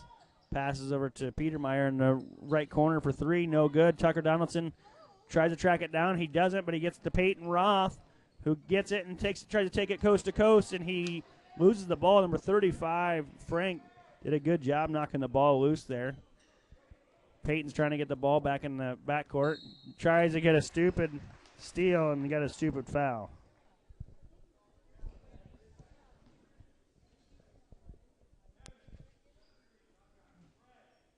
Two-two game here. 5:30 to go in the first quarter. Gold has the ball. Passes over to Frank. Looking to drive right baseline.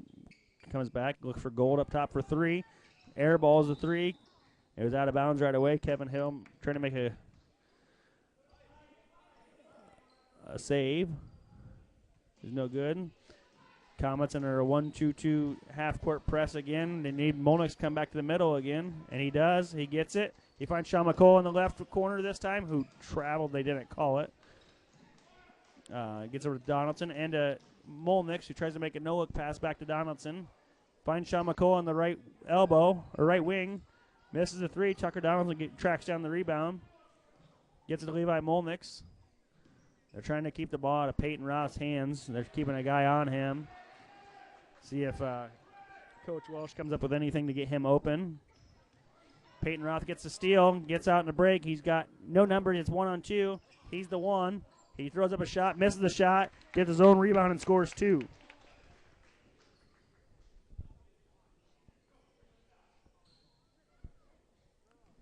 Gold's going to inbound to Frank, who gets it back to Gold.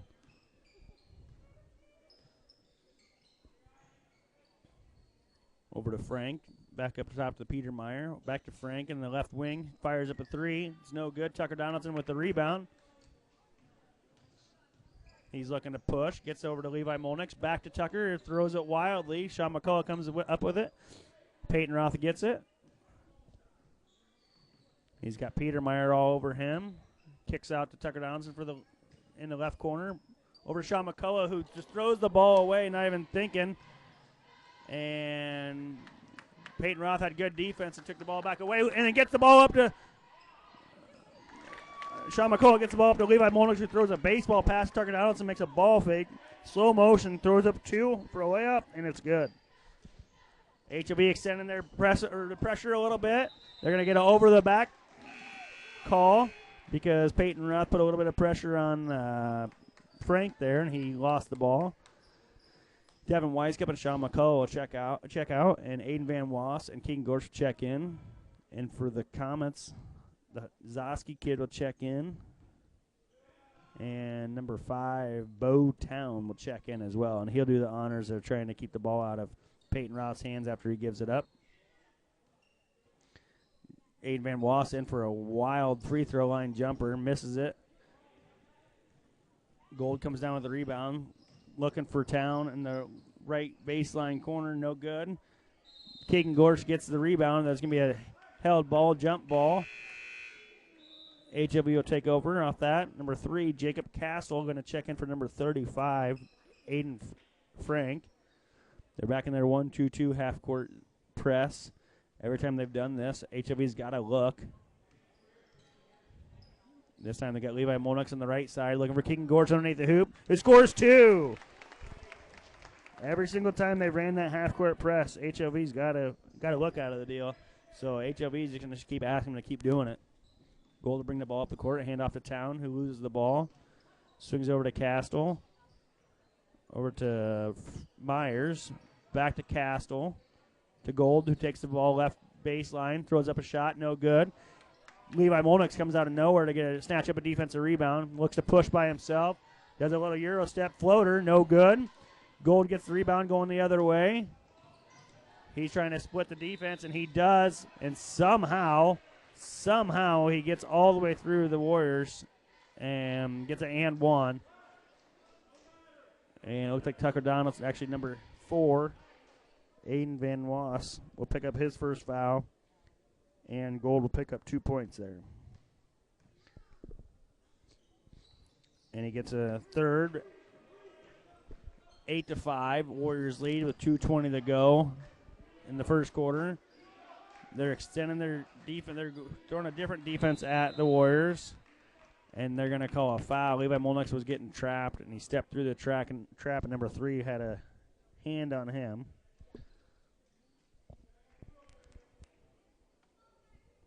Molnix going to inbound to Peyton Roth. They're in a 1-3-1 zone now. It looked like last time they were kind of trapping out of it, and they are going to trap. Tucker Donaldson for the corner 3, left corner 3. It's good. Assisted by Peyton Roth. Tucker Donaldson with a quick 5 right now to lead all scorers. Town has the ball over to Gold, over to Castle in the corner who travels. Switch pivot foots. Coach Jansen calls out a different defense here. They're sitting in their 1-2-2 half-court zone again. Get the ball to Levi Molnix, who finds Peyton Roth in the give and go. And Peyton Roth goes up for a 2, and Bowtown tried to take a charge, but he was moving, and he gets a blocking foul instead.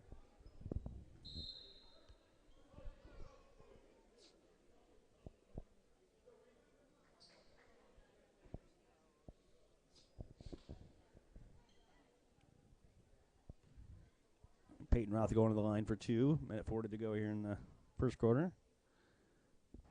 First shot hits the front of the rim and rolls in. Give him 3. Number 25, Peter Meyer, going to check back in the game for Town.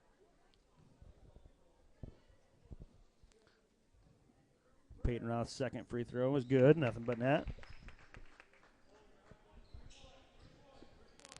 Next dead ball, McCullough and Weiskup are going to check back in for the Warriors. Peter Meyer picks up his dribble way up high, gets over to Gold, gets over to Castle, back to Gold, into into Myers. Warriors wanted to travel, didn't get it, and Myers scores 2 on the deal. Peyton Roth brings up the court, gets over to Molnix to Tucker Donaldson, who steps in for a free throw line jumper, just long, no good. Castle gets the rebound for the Comets. Myers bringing the ball up the court, gets over to Gold, over to Castle, who travels again, switches pivot foot again.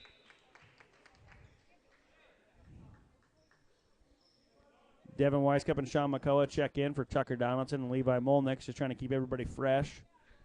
Coach Welsh is. Aiden Van Wass bringing the ball up the court since they're running a denial on Peyton Roth. He's still going to get the handoff here from McCullough. He's going to cross up Peter Meyer. Castle's going to double team and try to get the ball out of his hand. Devin Weiskup outside. Don't see him outside very often, but Keegan Gorsh is in, so they're playing 2 big, so Devin's going to rotate. Peyton Roth up top, swings over to Sean McCullough. Castle all over him. Devin Weiskup gets the ball at the free throw line. Finds Aiden Van Wass for a 3-pointer from the left wing. No good. Myers gets the rebound and gets up to Gold. Over to Castle. Back to Gold. Myers sets a screen. Devin Weiskup gets the rebound off of Gold's shot. Peyton Roth is going to hold for 1 shot. 15 seconds left to go here in the first quarter.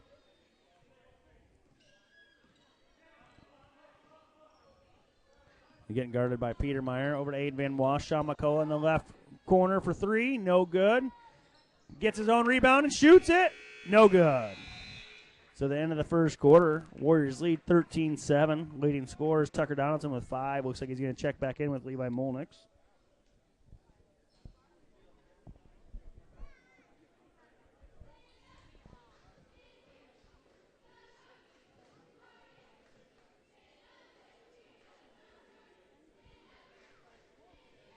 I did get confirmation from Coach Bloom there that he will come up at halftime and talk with us about the game tonight and the season that he's had so far. I haven't talked to him since we did an interview with him at Belle Plaine, and then he did the broadcast out in New London for the football game with Saxon Van Buren and Mitchell Tice. Run through the sponsors real quick. Blady Law Office in Victor, Keystone Savings Bank, Cooperative Telephone Company, Keyser Brothers Seed, S&S Appliance and Mattress, Harwick Ag, Stoll Construction, Tim Electric, WH Construction, County Bank. Big thanks to all those sponsors for allowing us to do this and do this for free for everybody listening at home. The Warriors are going to start the second quarter back with their starting lineup. Keegan Gorsh and Aiden Van Wass will check out. So it'll be Sean McCullough, Levi Molnix, Peyton Roth, Tucker Donaldson, and Devin Weiska.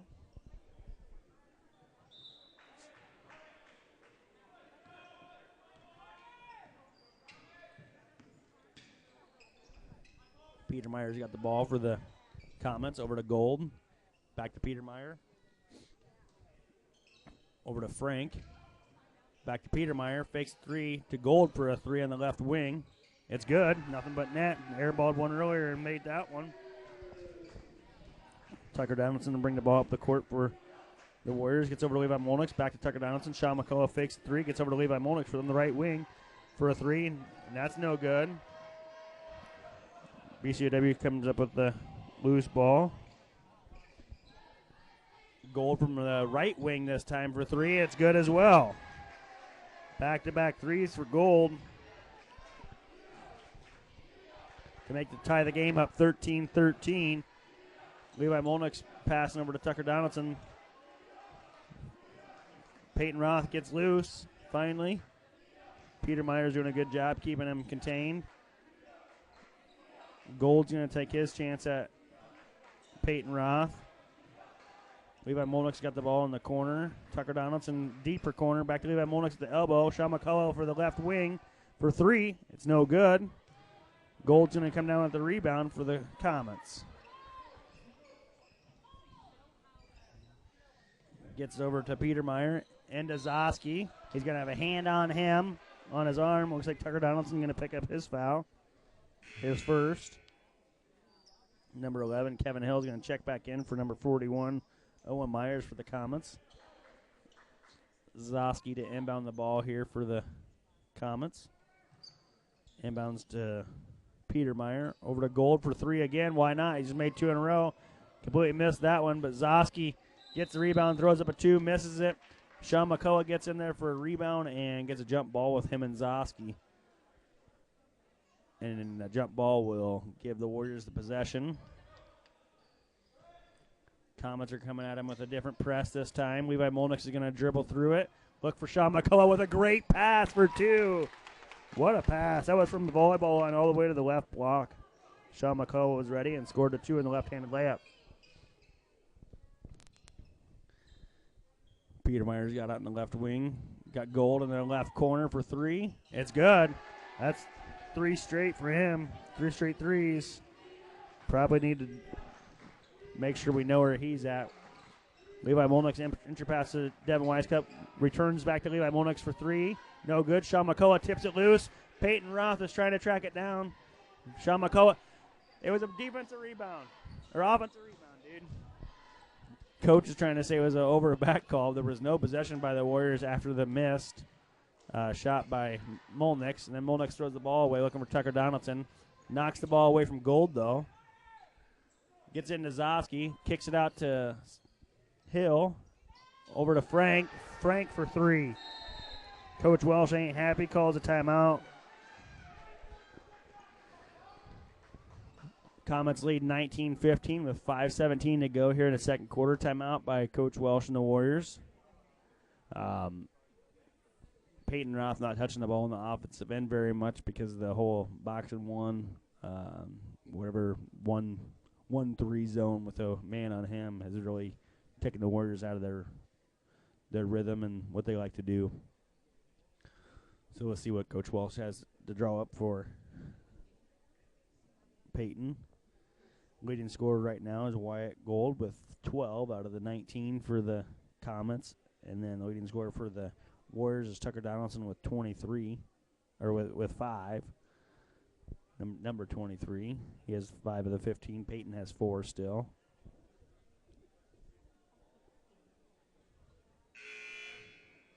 All the starters have scored. Keegan Gorsh has 2. Levi Molnick's the only one that hasn't scored, but he's assisted on that 2 or 3 plays for the Warriors.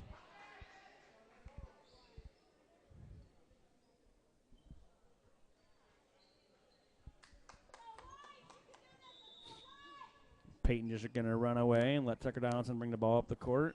They're going to run some screens off ball for him, it looks like. They got Peyton the ball this time. Levi Molnick's with the screen. Gold's going to pick Peyton up. Ask for a screen from Tucker. Not there. Gets over to Levi Molnick's. Pass over to McCullough in the corner. Fakes the 3. Throws up a floater. No good. Kevin Hill comes down with the rebound for the Comets. Passes up to Frank. Directing traffic there. Gets over to Petermeyer. Over to Gold. Got to know where he's at all times. Kevin Hill has the ball in the baseline short corner. Gets the ball taken away. Peyton Roth is going to try to go coast to coast, split the defense, and throw up 2 and scores. That gives Peyton 6. It's an easy way for him to get some rhythm going, get easy buckets. Gold's going to walk the ball up the court for the Comets. Over to Petermeyer. Back to Gold in the corner. Devin Weiskup closes out on him. Into Zoski for a wide-open 2. No good. Peyton Roth battling for the rebound. Kevin Hill comes down with it, though. Levi Molnick is going to pick up a foul on the arm. Not a bad foul, because if he didn't, it's probably going to turn into a layup attempt for the Comets.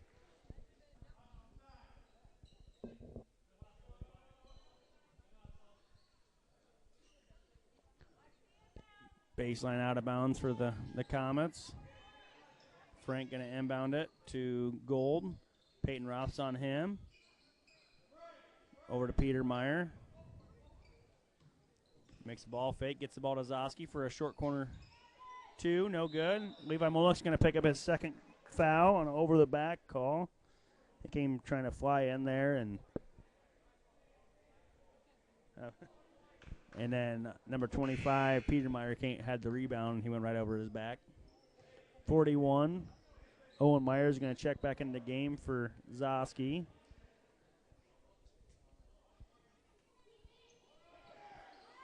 Gold for 3 in the right corner on the inbound, wide open. He has 4 threes this quarter. He's got 15. He's got 4 threes, and he's got an and 1. Levi Molnick passes over to Sean McCullough. Get a off-ball screen for Peyton Roth. Try to answer with his 3. No good. And it ricochets out of bounds.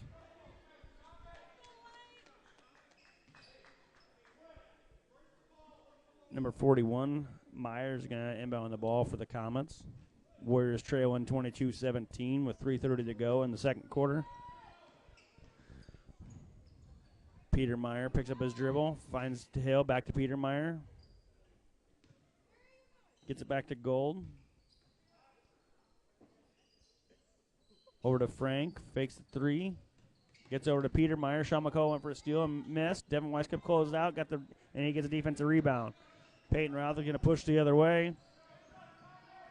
Gets a crossover. Gets over to Levi Molnick. Passes to Sean McCullough in the 3-point corner. Just long, no good. Gold going to take the ball the other way. Gets it to Frank in the corner. Reverses back to Gold for 3. That's 5 threes in this quarter. He can't miss right now. Gold's got 18 of the 25 for the Comets.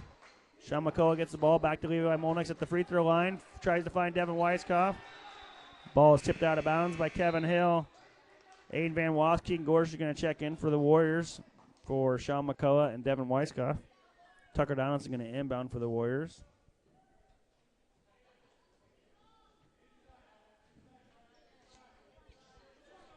Peyton Roth looking for a 3-point in the corner. No good.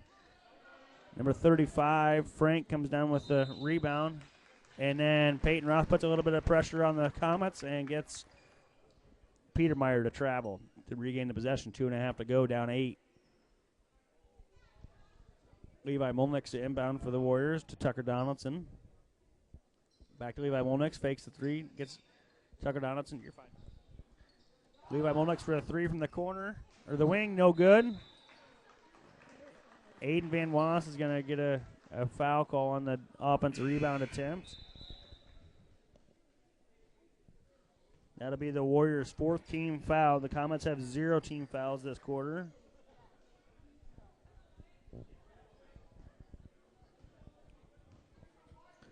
Warriors still sitting there 1-2-2 zone.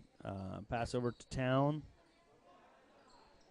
And Gold's wide open for three again. He misses this one finally.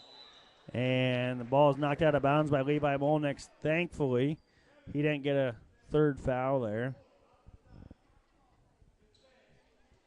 Town's going to inbound to Myers. Throws up a two from in the paint. Town gets the rebound, misses. Keegan Gorge gets the rebound. Clears out to Peyton Roth. Oh, man, Tucker down. He was set. It's not his fault nobody called out the screen. Tucker Donaldson set a vicious screen on the Comet player, and they called a foul. Nobody called out a screen, and he ran right through him, and they're going to say Tucker Donaldson put his shoulder down.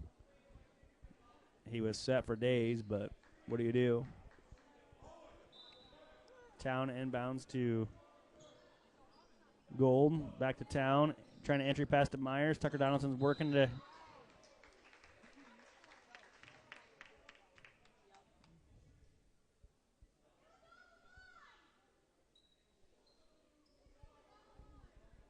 was offensive foul. There's no shot in the offensive foul.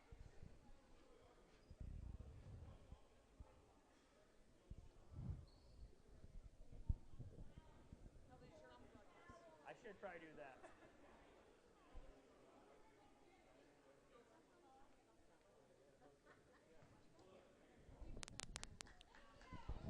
So the Warriors do take over on the possession. They were arguing on the fifth foul. It was offensive foul by Tucker Donaldson. They thought they were getting bonus, but they're not getting bonus because it's an offensive foul. But anyways, they go down the other side, and Comets step on the out-of-bounds line. And the Warriors regain possession. Levi Molnix throws up a two, no good. Kevin Hill gets the rebound, finds Gold. You got to know where he's at. Get to Kevin Hill back to the top of the key. Hop step in. Gold fakes the three, looking to drive. Loses the ball. Throws up a wild shot. King Gorsh clears. Finds Tucker Donaldson. Tucker Donaldson's going to bring the ball up the court for the Warriors. Kicks out to Aiden Van Wass. Looking for Peyton Roth. Peter Meyer on him. Crosses over, goes left. Asking Tucker to come get the ball. A handoff. He does. Keegan Gorsh is open. I don't know if they see him. They give him the ball too late, and they were able to double-team him as he got the ball. Back to Aiden Van Wass. 10 seconds left to go on the shot clock. Finds Peyton Roth for a three. It's good.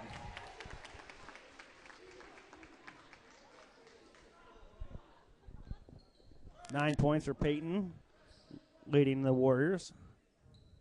Getting out-dueled by Gold with 18, though.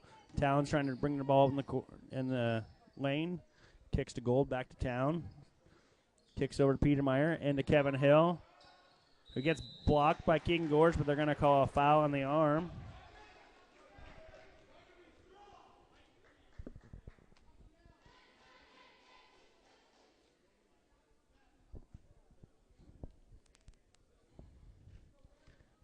Kevin Hill go to the line for 2 free throws here for the Comets. Misses the first one. Devin Weisscup's going to check in the game for Levi Molnix, not to pick up a stupid third foul.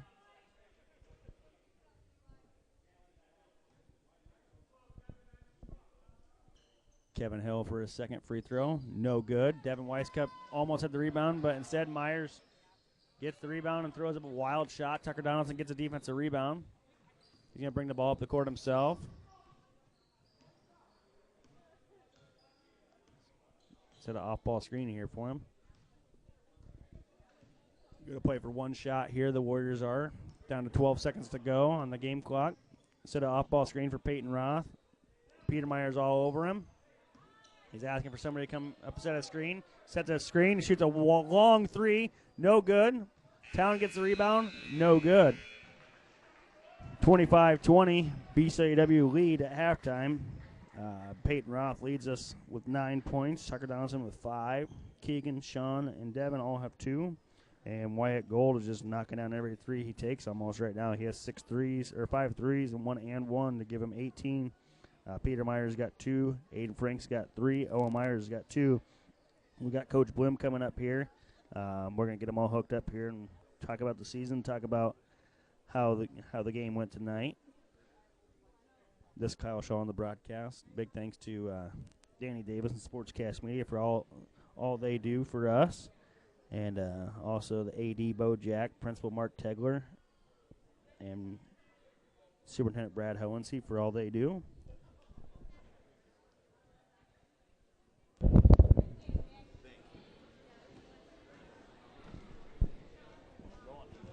man. How are you? Good. I'm Molinex fan. This is the... Yep, you're good. You got me, Nick? I can hear you, buddy. Perfect. So, pretty exciting win there. Yeah. Kind of had a lackadaisical third quarter, but came back in the fourth quarter and really put it to them there at the end. Yeah, I mean, it was about as big a contrasting styles as I think you could probably draw up on paper, right?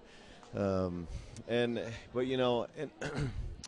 guess, the third quarter we did get a little sloppy, but I think they just really hurt us with their size, Yeah, right? they're huge. And I mean, when our average height is probably 5'7", oh boy, and kudos to the kids, right? They just continue to battle and scrap and fight, and that was a fun one. Yeah, definitely.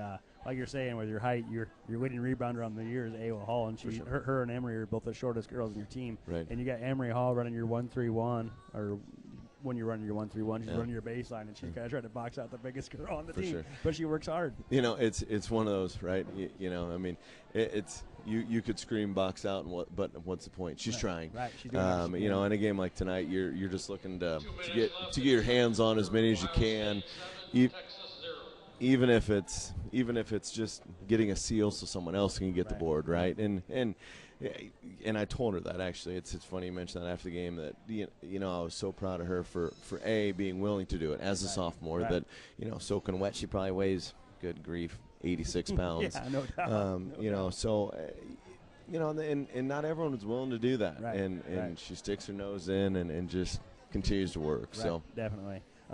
Looking at the scoring here, Ayla Hall with 24 tonight.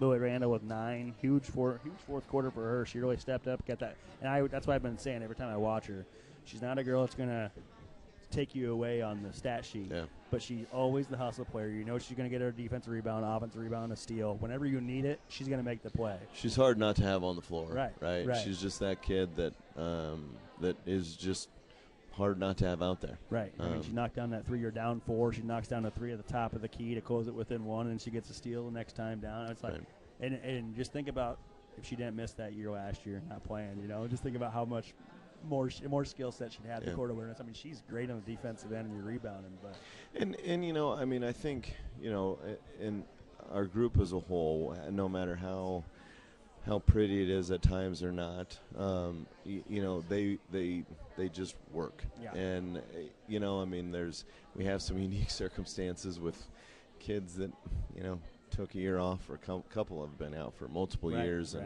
and we probably don't have a ton of natural basketball players out on the floor. You just got athletes. But they work incredibly hard, and when you work that hard, a lot of times good things happen. Yep, And I totally agree. And she creates a lot of good things off of just simply outworking who she's playing against. Right, hustling. And like you said, she's another one that's not very, very, very tall. She's undersized. She just works her butt off. Yeah. I don't know how her and Ayla Hall are your 2 leading rebounders, and like you said, they're standing 5'4" and 5'6" maybe. They just won't be denied, right? Exactly. And as someone that was gifted with a little more height than those two, but I mean, still, as rebounding is just as much positioning and an effort as it is just being big. Right. And they have bought into it, and they understand where to be and how to be, and and that's just how we have to attack it, because we can't just put a 6'1", 6'2" girl underneath and say, all right, go get them. And they had 2 of those tonight, and you guys did a really good job. I mean, they got their averages. Moeller had 14 and Farnsworth had 12, but you did a really good job just making it tough for them. Emma Roberts came up with 2 huge blocks there in the fourth quarter, showing what she can do from the high jump, being a state champion in the high jump. So if she doesn't come up with those blocks, there's 4 points, and you never know what happens then. Yeah, so I mean, everybody made great plays tonight. And we knew that they were going to get theirs. I mean, we were mixing defenses and we were mixing coverages, and there was just no way with our lineups that we were going to hold them out. There was no way. But as long as they weren't getting them in bunches, right? And if you can hold those 2 over 4 quarters to 12-ish apiece, we just got to be able to live with that. But what we couldn't let happen was, the others beat you. I was going to say that Galentine girl, she was averaging 10, 12 points a game too. And, I mean, she had quite a few open looks because you had to make sure the 2 big girls didn't get shots. But she never got into a really good rhythm, and she ended up with 0. So, I mean, you guys did a good job there just keeping her off balance. For sure. Yeah, and I think – obviously, as we've kind of stressed all year with our group, is that when we have opportunities, we have to run and we have to play fast. And I don't think they were 100% used to that, and we were able to kind of take advantage of that in a lot of instances, even off of a D-board, not necessarily turnover, right? Because if there's a long board, we've got to attack because of just our makeup as a team. So, I think we had to. That was a differing style, right? Yeah. And as much as they wanted to hammer it in the paint, we had to get them up and down. Right, we tried to tire them out. Not even on a necessarily defensive rebound. I saw one time they scored a bucket. Ayla went all the way down in the court, dribbled through traffic, got fouled, went to the line, knocked down 2 shots. So, I mean, like you said, with your group, you just got to tire people out. And you go 7, 8 deep, so that's nice to see that you guys have girls that come off the bench and keep giving you minutes. Yeah. We've got, a pretty solid crew of 8 that we, share a load of minutes for. And a couple of them are, young kids that we've got to, keep getting some minutes and thinking down the line a little bit, but I think what's kind of been fun as the year has gone on is that they are when they're called upon, they understand what their job is. They know their role, right? And that's you were Emma the whole first part of the year. I mean, she got injured the second quarter of the EV game, and you threw some other girls in there, and they did a great job for you. Kept you afloat, and she's starting to get her legs back, trying to figure out where she needs to be. I know when I coached her, I had a little bit. She was younger then, and I had some more size, and I had more at the wing guard, not point guard, but wing, and mix in the post. And then last year, I think Coach Landorf had her in the post. You have her in the post. Kind of that's where her natural position is, and she's still trying to figure out exactly, because her whole junior high years, she was a point guard. So she's just she has to do what the coach asks, and she does. She'll do anything she can to win. So she does a very good job. So looking at next week, Belle Plaine and Sigourney Tuesday and Friday, right? Yep. What do you expect with them? We haven't played either one of them yet. Obviously, with them both being on the east side, we only play them. We only play these 2 once. So. They're very different. Sigourney is solid as they've been for a number of years, and they're probably a little bit younger than they have been recently, but they're tough. Yeah, I saw they had a close game with Mahaska last week. Yeah, earlier this week. They're tough. And Belle Plaine, haven't really seen a ton of tape. We were so focused on BCLUW and trying to figure out how to kind of combat what they were bringing today. But I know their record is maybe not what they were hoping, but we aren't consistently coming out and being super laser focused every night. So that's something that we've got to continue to work on too. So I think they're 2 games that if we come out and we're sharp and we compete and we make shots, we'll be in okay shape. If we don't, we might have a couple nights with our hands full. So kind of like what you had tonight, which I mean they were a solid team. I looked at the record; they had a decent record coming in tonight. So you guys came out early in the first quarter. Came out early, had a 11-point lead in the third quarter, and then they came rearing back. But do what you got to do. Your girls fought back, did what they needed to do. So looks like boys are getting ready to start up. So, Coach Bloom, thanks for your time. Thanks, Appreciate buddy. it. Appreciate it, man. Come up anytime you want to. Appreciate you. Thanks, man. Yeah. Talk to you later, Nick. So BCLUW started the ball there in the second half, and they ended up turning the ball over. Levi Malooks has the ball in the corner, looking to drive baseline, gets in for 2. Big thanks to Coach Bloom there, girls basketball head coach, doing good things here in the first year. Levi Molnick cuts the lead 25-22. Comets lead. Gold for 3 again, not as on with that shot as he was in the first half. Tucker Donaldson gets the rebound, then gets fouled by number 25, Peter Meyer.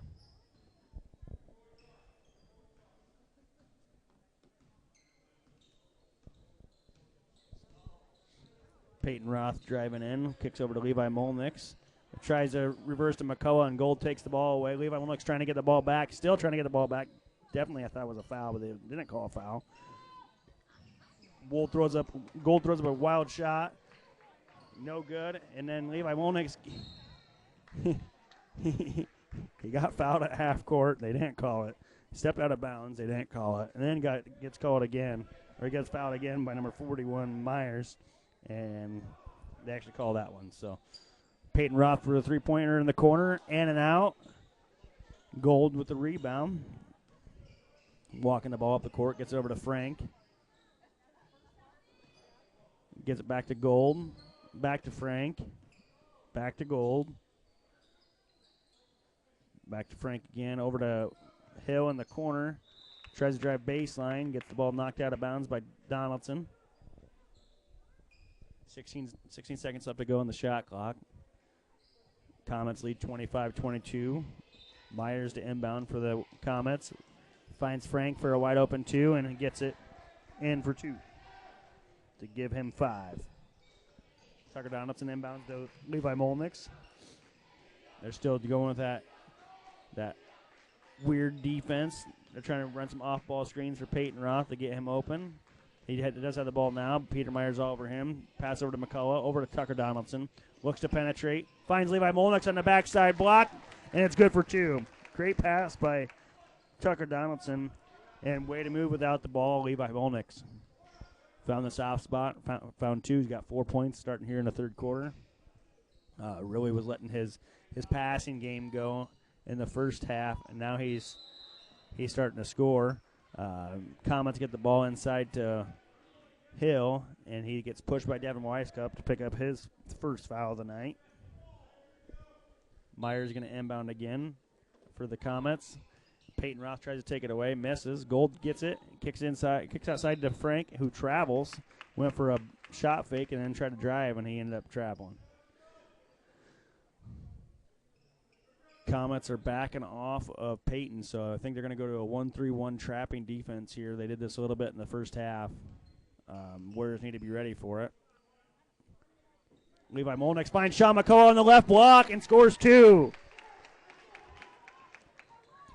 BCLUW got a little too wide on that defense and let Sean McCullough slip in the same left block just like Levi Molnix did last possession, and he ended up scoring 2 off Levi Molnix's assist. Myers tries to drive baseline, and Devin Weiskup gives him a push and picks up his second foul. Better than giving up a wide-open layup going to the hole.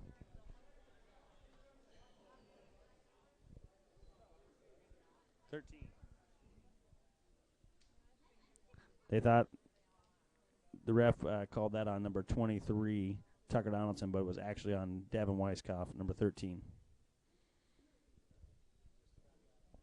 That would have been bad because that would have been Tucker's third. Instead, that's Devin's second. Peter Meyer for three-point in the left corner, no good. Sean McCullough gets the rebound. Gets it back to Peyton Roth. Getting a screen from Tucker Donaldson. Make sure he's set this time. He's not going to get a stupid third foul there. Gold picks up Peyton Roth. Pass over to Levi Molnix, who attacks the basket, finds Devin Weiskup, throws up a wild, weak shot, but they're going to call a foul on number 41, Myers, on the arm. That That was a bailout for the Warriors. Devin's going to step to the line for 2. Warriors trail 26-27 with 5 minutes to go here in the third quarter. Devin makes the first free throw. Number 5, Bo Town, and number 51, Daniel Zoski, going to check in for Frank and Myers. Devin's second free throw is up, and it's good. That gives Devin 4 tonight.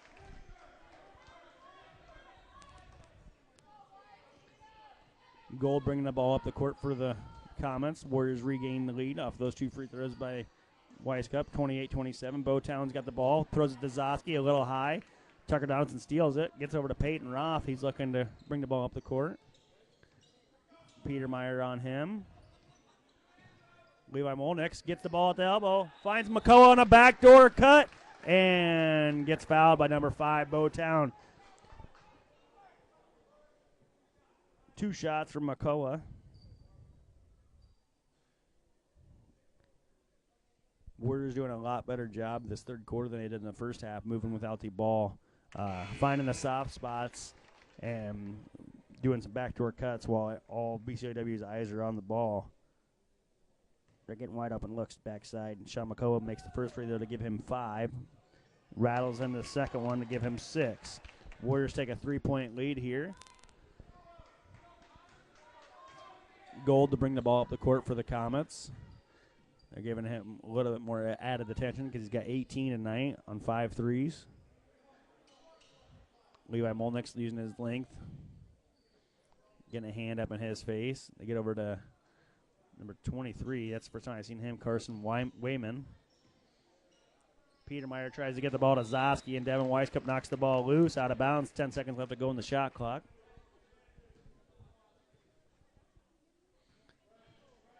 It'll be on the side for Peter Meyer, inbounding to Gold. Over to Wayman. Reverses back to Gold. Over to Peter Meyer, just throws up a wild shot trying to beat the shot clock. Wayman gets it, and they're going to call a jump ball. He tried to throw up a shot, and Devin Weiskup got his left hand on the ball, and they're going to call a jump ball.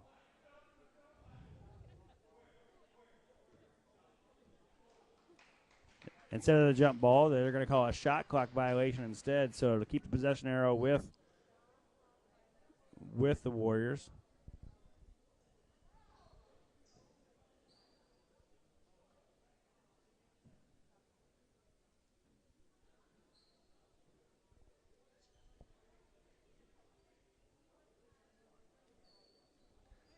They're having a conversation with the BCLUW coach. He wants a jump ball, but they called it a shot clock violation.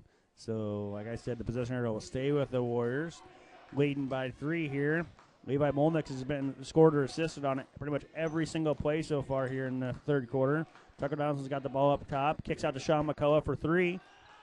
It's just out. Devin Weiskup hustle play, gets the rebound, gets the Molnix. Finds Tucker Donaldson. They're going to call a foul on the Comets.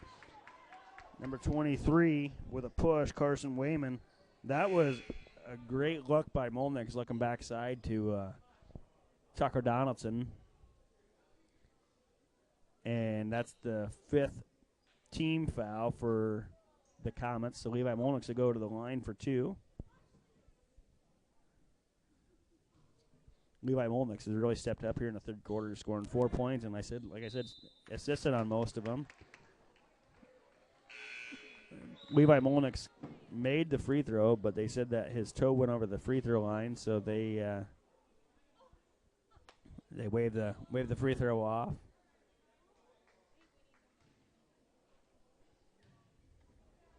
Second free throw is good for Levi Molnix. Give him 5 in this quarter. Gold's going to bring the ball up the court for the Comets. 31-27, the Warriors lead right now.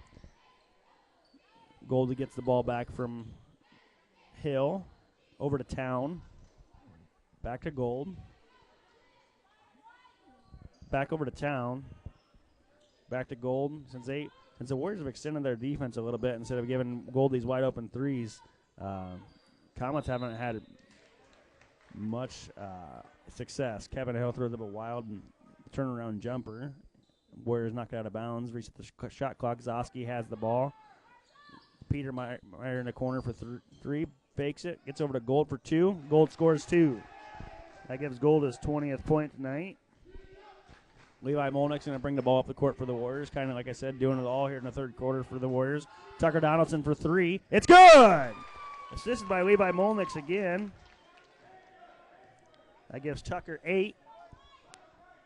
And the Warriors a 5-point lead with 2.5 to go in the third. Peter Meyer with the ball in the left wing. Over to Town up top. Down to Kevin Hill, who tries to catch it with one hand and doesn't. And Sean McCullough comes up with a steal. He's looking for Levi Molnick in the right corner. Fakes the 3, drives. Miscommunication between Molnick and McCullough. And Molnick turns the ball over. And Gold tries to go coast to coast, leaves the layup short, but is knocked out by the Warriors.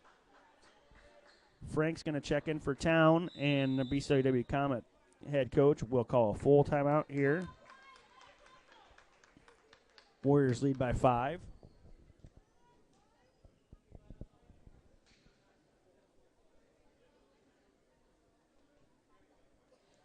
We'll run down the sponsors real quick here again. We got Brady Law Office in Victor, Keystone Savings Bank, Cooperative Telephone Company, Kiesel Brothers Seed, S&S Appliance and Mattress, Hardwick Ag, Stoll Construction, Tim Electric, WH Construction, and County Bank.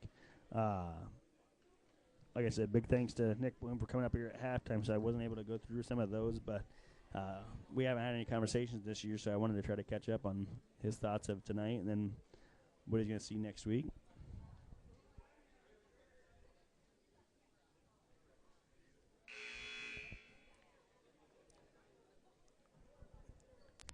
Peyton Roth has 9. Levi Molnick has 5. Tucker Donaldson with 8.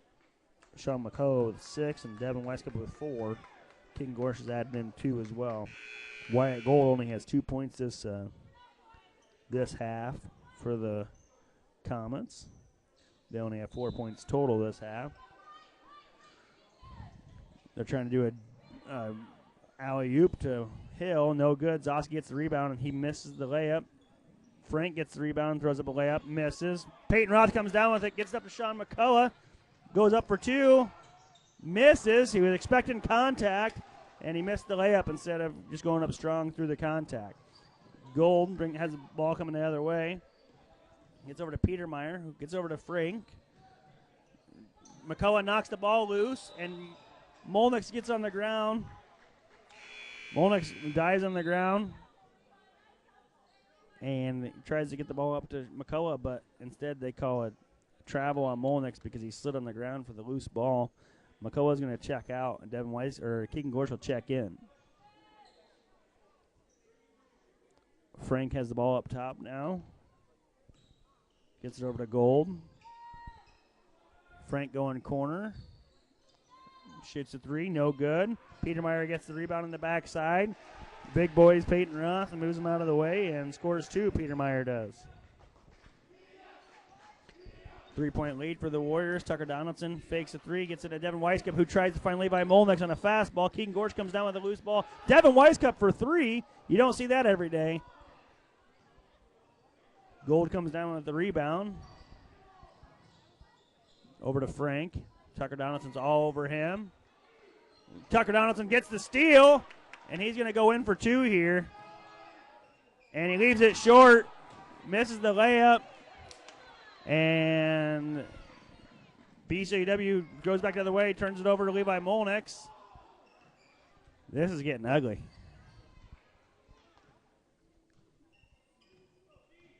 Levi Molnick passes over to Tucker Donaldson. Gets it to Peyton Roth, who shoots a volleyball line 3. No good. He was frustrated with Tucker in the last possession because Tucker didn't get the ball up the court, but Tucker Donaldson did get the steal, so I understand exactly why he took the layup. Gold has the ball up top. Down 3. Gets it over to Peter Meyer. Gets it back to Gold. Peyton Roth strips it. Looks to go the other way. Got 10 seconds to go. Peyton Roth looking to get something. Levi Molnick for 3. Fakes a 3. Drives into the lane. Kicks over to Tucker Donaldson for 3 in the left corner. It's good! That's a buzzer beater for Tucker Donaldson. Levi Molnix did everything there in that third quarter for the Warriors. Levi Molnix scored or assisted on about every single play for the Warriors there, and they had a 3-point deficit at the half. They're up 6 now, so a good 9-point swing. Levi Molnix is on the defensive end, offensive end, scoring and assisting. Good to see about Levi.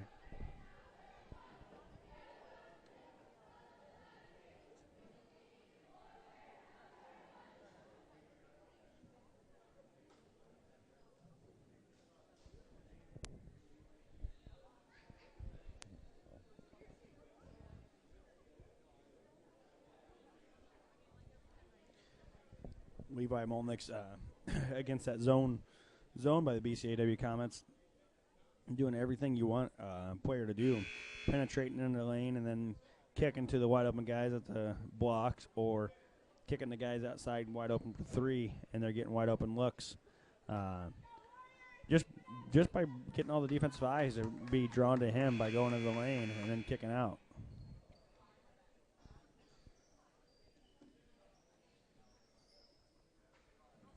So go back to fourth quarter basketball here. HLV TC Warriors lead 37-31 over the BCLUW Comets. Peyton Roth bringing the ball up the court for the Warriors. Gets over to Sean McCullough. Kicks over to Tucker Donaldson in the corner, and they look at trap there in the corner. And Coach Welsh called a timeout to bail him out of that corner. First time the Coach Jansen for the Comets went to a 2-3 trapping zone. They got the ball in the corner, and as soon as they got the ball in the corner, they trapped right away. Coach Welsh had a 30-second timeout. He still has 3 remaining. Called the timeout to give his guys a chance to get a shot up here. To be baseline out of bounds. Actually, it'll be a sideline out of bounds for the Warriors. Tucker Donaldson will inbound. Warriors did a much better job that third quarter on slowing down Gold. He only had 2 points there.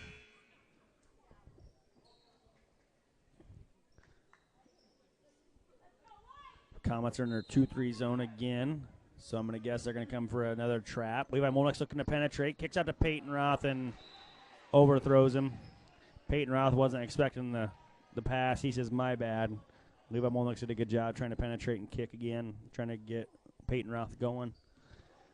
But instead throws the ball away. Peter Meyer brings the ball up the court for the Comets, gets over to Castle. Back over to Myers, who drives in, throws up a shot off the backboard, no good. Peyton Roth gets a defensive rebound and finds Sean McCullough the other way. Goes up for 2, no good. That's 3 missed layups in the second half for the Warriors. Just lack of concentration. Expecting contact, no contact being there. Kevin Hill kicks out to Castle for 3 for the Comets, no good. Zoski goes up for a 2, misses. And Warriors knock it out of bounds. BCLUW will retain possession. Myers passes into Castle. Molnix takes it away, and he goes up for a finger roll, and it's good for 2. Peyton Roth takes it away from Castle, and he goes in for 2. The 2 senior leaders are really taking over here in the second half. BCLUW doesn't like it. They're going to call a timeout and get their starters back in. Levi Molnix, huge second half. He stepped up and been the leader so far here. Peyton Roth has been getting single covered by a guy, and Levi Molnix is just taking over this whole third and fourth quarter. He's got 7 points here in the second half. And assists, probably has 5 or 6 assists if you want to count him going to the free throw line. So a 30-second timeout by Coach Jansen. Warriors take a 41-31 lead with 7 minutes to go here. Coach Welsh is not very happy with the missed layups, and he celebrated that. Levi Molnix made the first one, and then Peyton Roth got a quick steal and made the second one.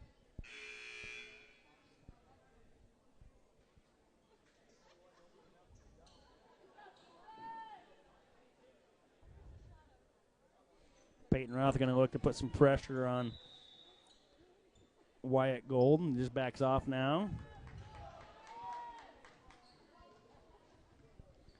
Gold bringing the ball up the court, trying to pass over to Kevin Hill, not there. Gets over to Peter Meyer, fakes the pass to Zoski, gets back to Gold. Gets over to Kevin Hill on the right wing. Short corner to Myers, looks to go baseline, nothing there. Gets it to Kevin Hill. Back to Gold up top. Peter Meyer. Gold's going to go corner. Tucker's got to get around that, and he does. Good job. Kevin Hill up top. Takes one dribble in, gets the elbow, and Devin Weisskopf comes up with a steal. Gets the ball back to Peyton Roth. 3 straight possessions for the BCLUW Comets. 3 straight turnovers. Peyton Roth finds Tucker Donaldson in the short corner. Gets the ball back from Tucker Donaldson for 3. No good. Devin Weisskopf comes up with a offensive rebound. Throws up a 2 and gets a foul call. Owen Meyer's going to pick up his 3rd foul. Devin Weisskopf, just kind of like a Lily Randall. Just knows where to be in the hustle plays.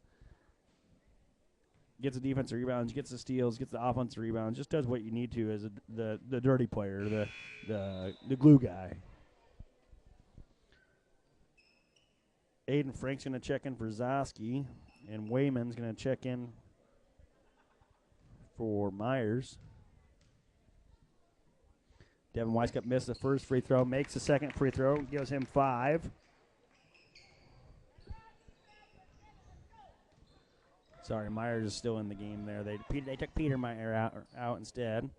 Frank has the ball on the left wing. Passes over to Myers, over to Gold. I'd put a hand up on him. Don't let him get hot here in the 4th quarter. Wayman has the ball at the left wing. They're looking for Myers inside. He throws up a 2, and they're going to call a foul.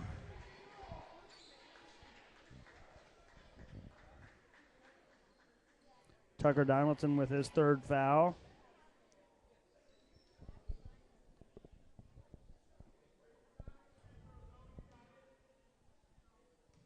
Myers at the line for the first one. It's no good.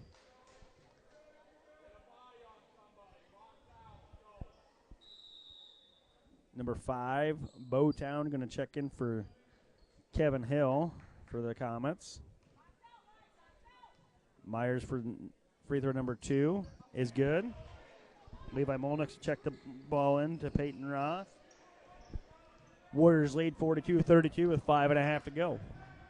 They're going to look to trap here for a first pass. Levi Molnick's got the ball. High and wide. Finding Devin Weisskopf underneath. Gets the ball knocked out of his hand. Bowtown does foul him, though, instead. Levi Molnick made a dangerous pass, but he knew Devin Weisskopf was going to go get it. And he got it. That's Bowtown's 3rd. Tucker Donaldson inbound to Peyton Roth. Devin Weisskopf gets ran over on the screen. Wayman runs over Devin Weisskopf. He's had a good, solid screen. Oh, they're going to call that a number 5, Bowtown. I thought that was on 23. That'll be Town's 4th foul. They're going to try to set a screen for Peyton Roth again for 3. They got it. Tucker Donaldson inbounds. They set a double screen with Devin Weisskopf and Levi Molnick, and Peyton Roth gets wide open for a 3 to give him 14 tonight. Frank with the ball up top, passes over to Bowtown, over to Gold. Like I said, since the Warriors have extended their defense a little bit, they've really – oh, my goodness. They're going to get a foul call on Tucker Donaldson. Looked like he had all ball on a block. That'll be his 4th foul. And Coach Welsh will ask King Gorsh to come in for him. Frank is going to go to the line for 2. But like I said, with that defense, they're sending that defense out, not letting Gold and Frank shoot up those threes, and it's really slowed down the Comet offense.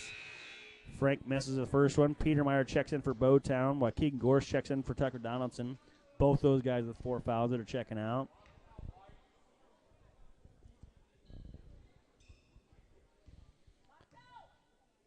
Frank for the second free throw. It's good. That gives him 6 tonight. Peyton going to bring the ball up the court with a 12-point lead. 4.5 to go here.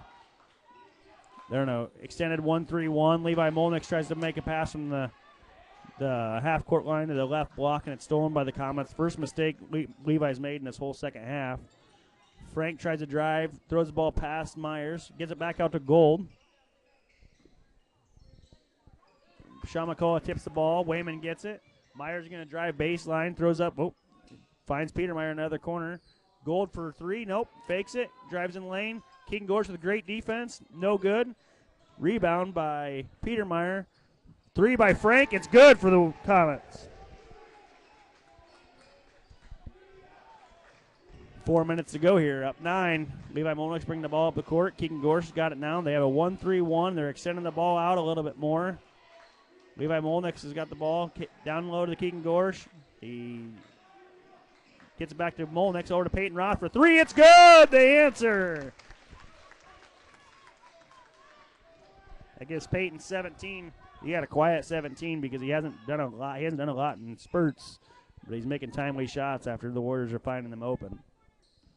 Frank gets over to Gold, passes into Myers, goes to a drop step move, and he scores 2. 48-38, Warriors lead. 3.5 to go. Keep being patient. Keep working the ball. You have nothing to worry about then. Levi Molnick with the ball. Skip past it, Devin Weiskup. Gets it back to Peyton Roth. Back over to Levi Molnick. Fakes a 3. Gets Peyton Roth for a 3. From the same spot. No good. Gold gets the rebound. Sean McCullough is putting pressure on him. And Gold does a heady move and throws the ball off McCullough. Comets will retain possession. Gold going to bring the ball up the court here for the Comets. Bad pass. Devin Weiskup tips it, and he tipped it, and then Frank tipped it out of bounds off the Comets. Warriors will take over. Tucker Donald's going to check back in for Keegan Gorsh. Comets will call their third timeout. They got 2 remaining. Full timeout here. So we will look ahead to the schedule for the Warriors next Tuesday. They'll be at home versus Belle Plaine. I will not be here as my son has a basketball practice. And then Friday they'll be back at home again against Sigourney. Both those games will be highly contested. Belle Plaine's the neighbor to the north. They always give us a good game no matter how many times we play them. Belle Plaine's sitting at 1-10 for the girls. Sigourney's 5-4 for the girls. And then for the boys, Belle Plaine boys are sitting at 3-8, and Sigourney boys are sitting at 4-4. HLV Warriors lead 48-38. 2:59 left to go in the game here. Peyton Roth with 17. Levi Molnick with 7. Tucker Donaldson with 11. Devin Weiskup with 5. Sean McCullough with 6. Pretty balanced scoring tonight for the Warriors. Like I said, Levi Molnick has done a lot of the heavy lifting here in the second half. Not necessarily as the points, but everything else. Comets are trying to do trying to trap everything. And Levi Molnick gets the ball back and forth to Sean McCullough. Sean McCullough drives in, throws up a 2, tips it back out to Molnick. Kicks it out to Peyton Roth. You got to reset on the shot clock, so that's smart. They're still trying to blitz him. Gets over to Molnick, back to Peyton Roth. Dribbles back out, kicks it back to Molnick. Drives in, finds Tucker Donaldson for the 3-pointer in the corner. It's long, just long. Wayman gets the rebound, looking to drive. Throws to Frank. Peyton Roth trying to take the ball away from him. Gets the Gold up top, slows it back down a little bit. 20 seconds to go in the shot clock. Frank has the ball up top, gets over to Wayman. Finds Frank in the left corner. Inside to Myers, which was kicked by Tucker Donaldson. So the Comets retain possession with 16 seconds left in the shot clock. Kevin Hill will check back in for Wayman. Gold has the ball up top. Gets over to Petermeyer. Crosses over, trying to get in the lane. Nothing there. Kevin Hill is going to drive baseline. Devin Weiskop's going to pick up a foul. That'll be the third team foul and his third personal. That'll reset the shot clock for the Comets.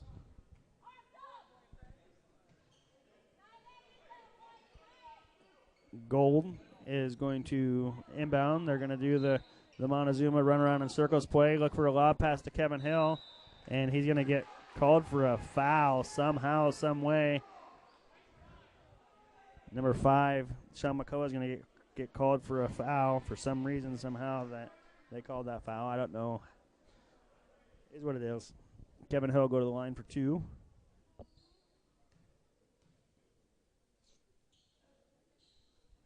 And he's short on the first one.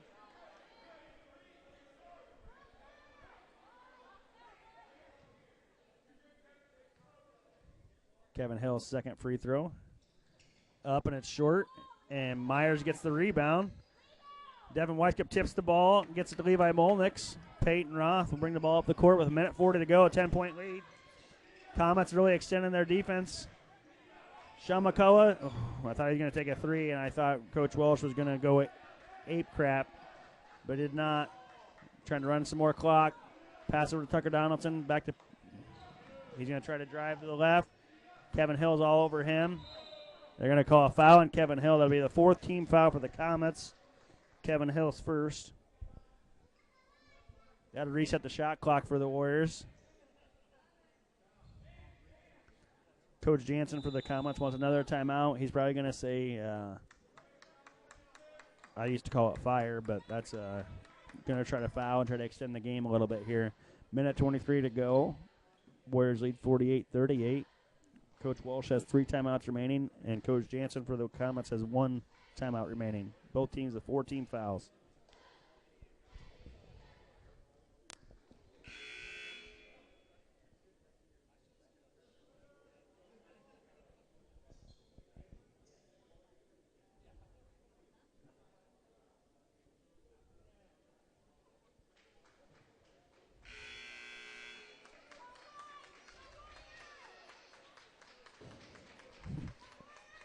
Lois Kovar must be listening. She says, FYI, I recommend you for a new gig today.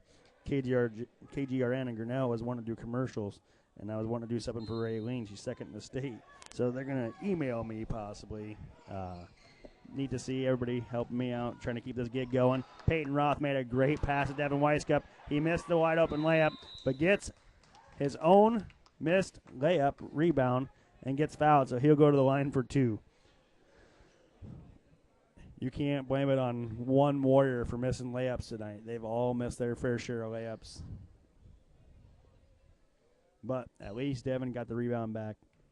Got a second foul on Kevin Hill and go to the line for 2 because they're in the double or they're in the bonus. Devin Weiskup misses the first end of the free throws. Bowtown will check in for Kevin Hill, trying to get more 3-point shooting on the court for the Comets.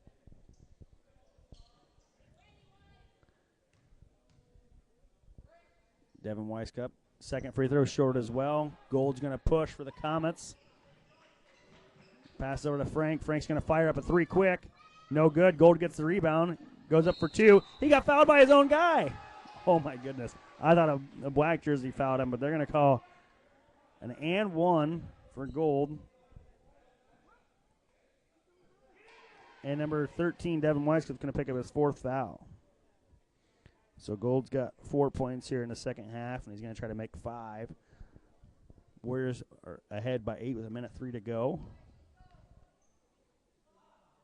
Gold's first free throw is no good, but the Warriors can't come down with their defensive rebound. Gold gets the rebound, kicks over to Frank, over to Petermeyer for 3. It's short. Levi Molnix does get the defensive rebound there, and he gets fouled by Myers on the arm, so Levi Molnix will go to the line for 2.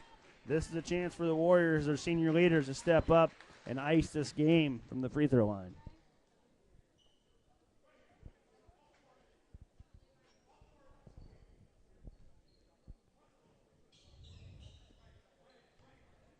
Levi Molnix, first free throw for the Warriors is good. He's got 8. I know when Coach Welsh watches the film tonight or this weekend, he's going to really like what he saw to Levi Molnix. He's played a great second half, really took over with the pressure on Peyton. He made his second free throw. BCLUW goes down quick. Gold gets the ball over to Frank in the corner. He hits at 3. Cuts it to 50-43 with 45 seconds to go. Comets call their last timeout after that made bucket. 45 seconds to go. Down 7. Coach Welsh not happy with the guys sleeping. They know that they're going to be shooting threes the rest of the way, and Comets hurried up and got down the court and got a wide open 3 up. So Peyton Roth has 17 tonight. Levi Molnix has 9. Tucker Donaldson has 11. Sean McCullough with 6. Devin with 5. Keegan Gorse with 2. And for the Comets, they got 22 out of Gold, 12 out of Frank, 5 out of Myers, and 4 out of Peter Meyer.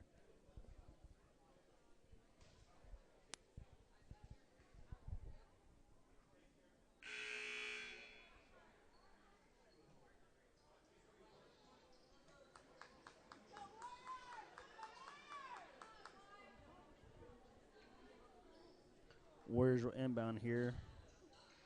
45 seconds to go. BCLUW with big-time press. Like a man-to-man press. Peyton Roth gets the ball. Breaks the press by dribbling through. Oh, that's an intentional foul. Two-hand shove by number 41, Owen Myers, on Peyton Roth. That's going to be an intentional foul. That'll be his 5th foul. That'll disqualify Myers. Plus, they're going to get 2 shots and a ball back.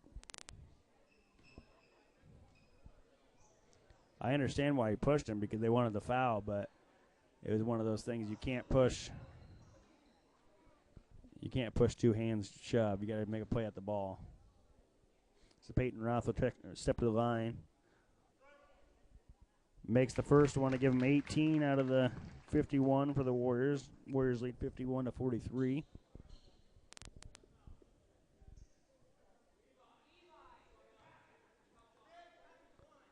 Peyton Roth misses the second free throw. Warriors will retain possession because it was an intentional foul.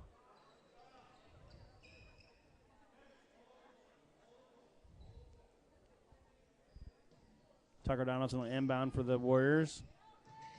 He just throws the ball off of number 11, Kevin Hill, and gets out of the way because he didn't find anybody open right away.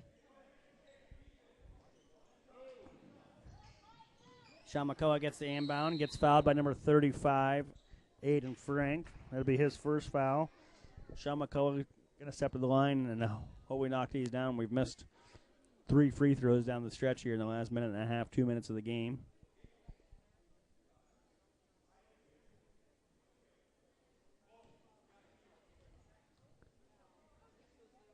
Sean McCullough airballs the first free throw. Warriors really not doing themselves any favors trying to close this game out.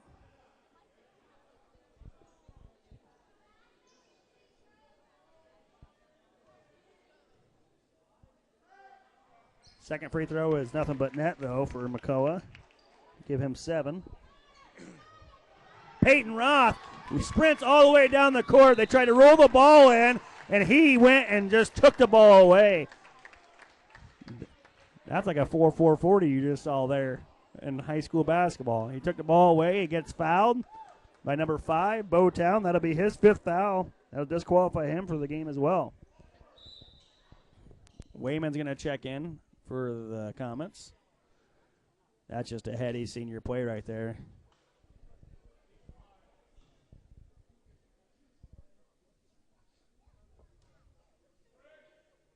First free throw is good for Peyton. Give him 19.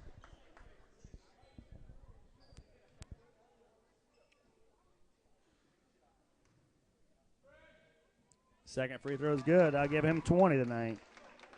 Right around his average. They're going to roll the ball again. Peyton Roth thought about making the same thing. Gold goes in for 2, and Coach Welsh has let him go. And he misses the layup. Molnix gets the rebound and will go to the line for 2. Leading 54-43 with 27 seconds to go. Gold will pick up his first foul.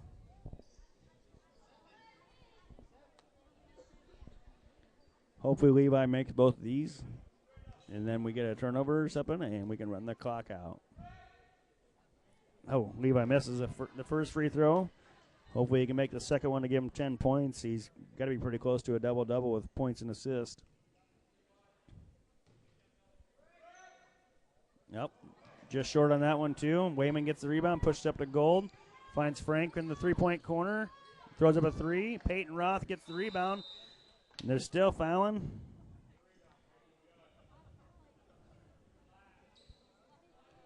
Kevin Hill picks up a foul. That'll be his third.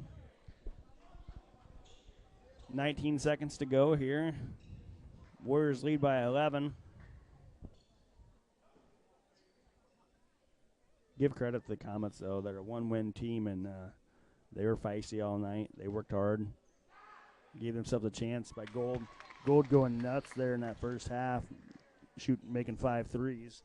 After he made those 5 threes in the first half, he hasn't made one since. Peyton Roth made the first free throw, and he makes the second one to give him 22 and a 13-point lead for the Warriors. Peter Meyer bringing the ball up the court. Gets up to Frank. Peter Meyer shoots a three. Gets blocked by McCullough. Gets it back. Frank throws a three up. No good. Levi Molnick's battling for the rebound. Gold gets it. And they're going to call a foul on Molnick's. Molnick's will pick up his third foul. 4 seconds to go. 13-point lead for the Warriors.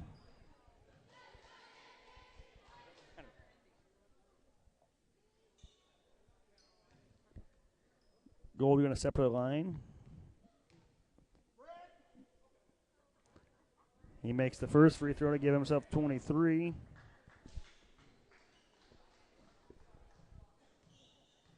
Second free throw's up, and it's no good. Tucker Downs gets a defensive rebound, and they're going to dribble the clock out. HLV Warriors will hang on to win this one, 56-44. Final score here in Victor on a Friday night.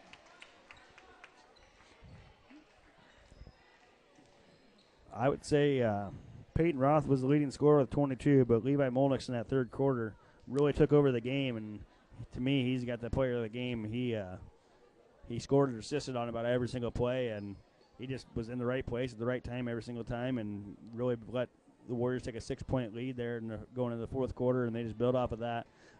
Found Peyton open for a couple wide-open threes, hit McCullough for a layup, and then found Devin in there for a couple fouls. Just all in all, good game by the Warriors after they really checked in after the first half. First half that came out, first quarter they were okay, and then they let that Gold kid get going crazy. Once they extended their defense there in the second half, nothing came easy for the Comets. Good win for the Warriors. They go back to 5-5, 500 for the year, 2-1, starting 2025. And we'll run down the sponsors one more time before we get out of here. Thank you guys for making this a free broadcast. Blady Law Office in Victor, Keystone Savings Bank, Cooperative Telephone Company, Keyser Brothers Seed, S&S Appliance and Mattress, Hartwick Ag, Stoll Construction, Tim Electric, WH Construction, and County Bank. Without you guys, we couldn't do this for free. Also, big thanks to AD Bo Jack, Principal Mark Tegler, Superintendent Brad Hohensee for allowing us to sit up here. Also, big thanks to Danny Davis and Sportscast Media for allowing me to do this, supplying us with equipment, and taking care of us here. This is Kyle Shaw signing off. We will be back next Friday here at home versus Sigourney. Thanks.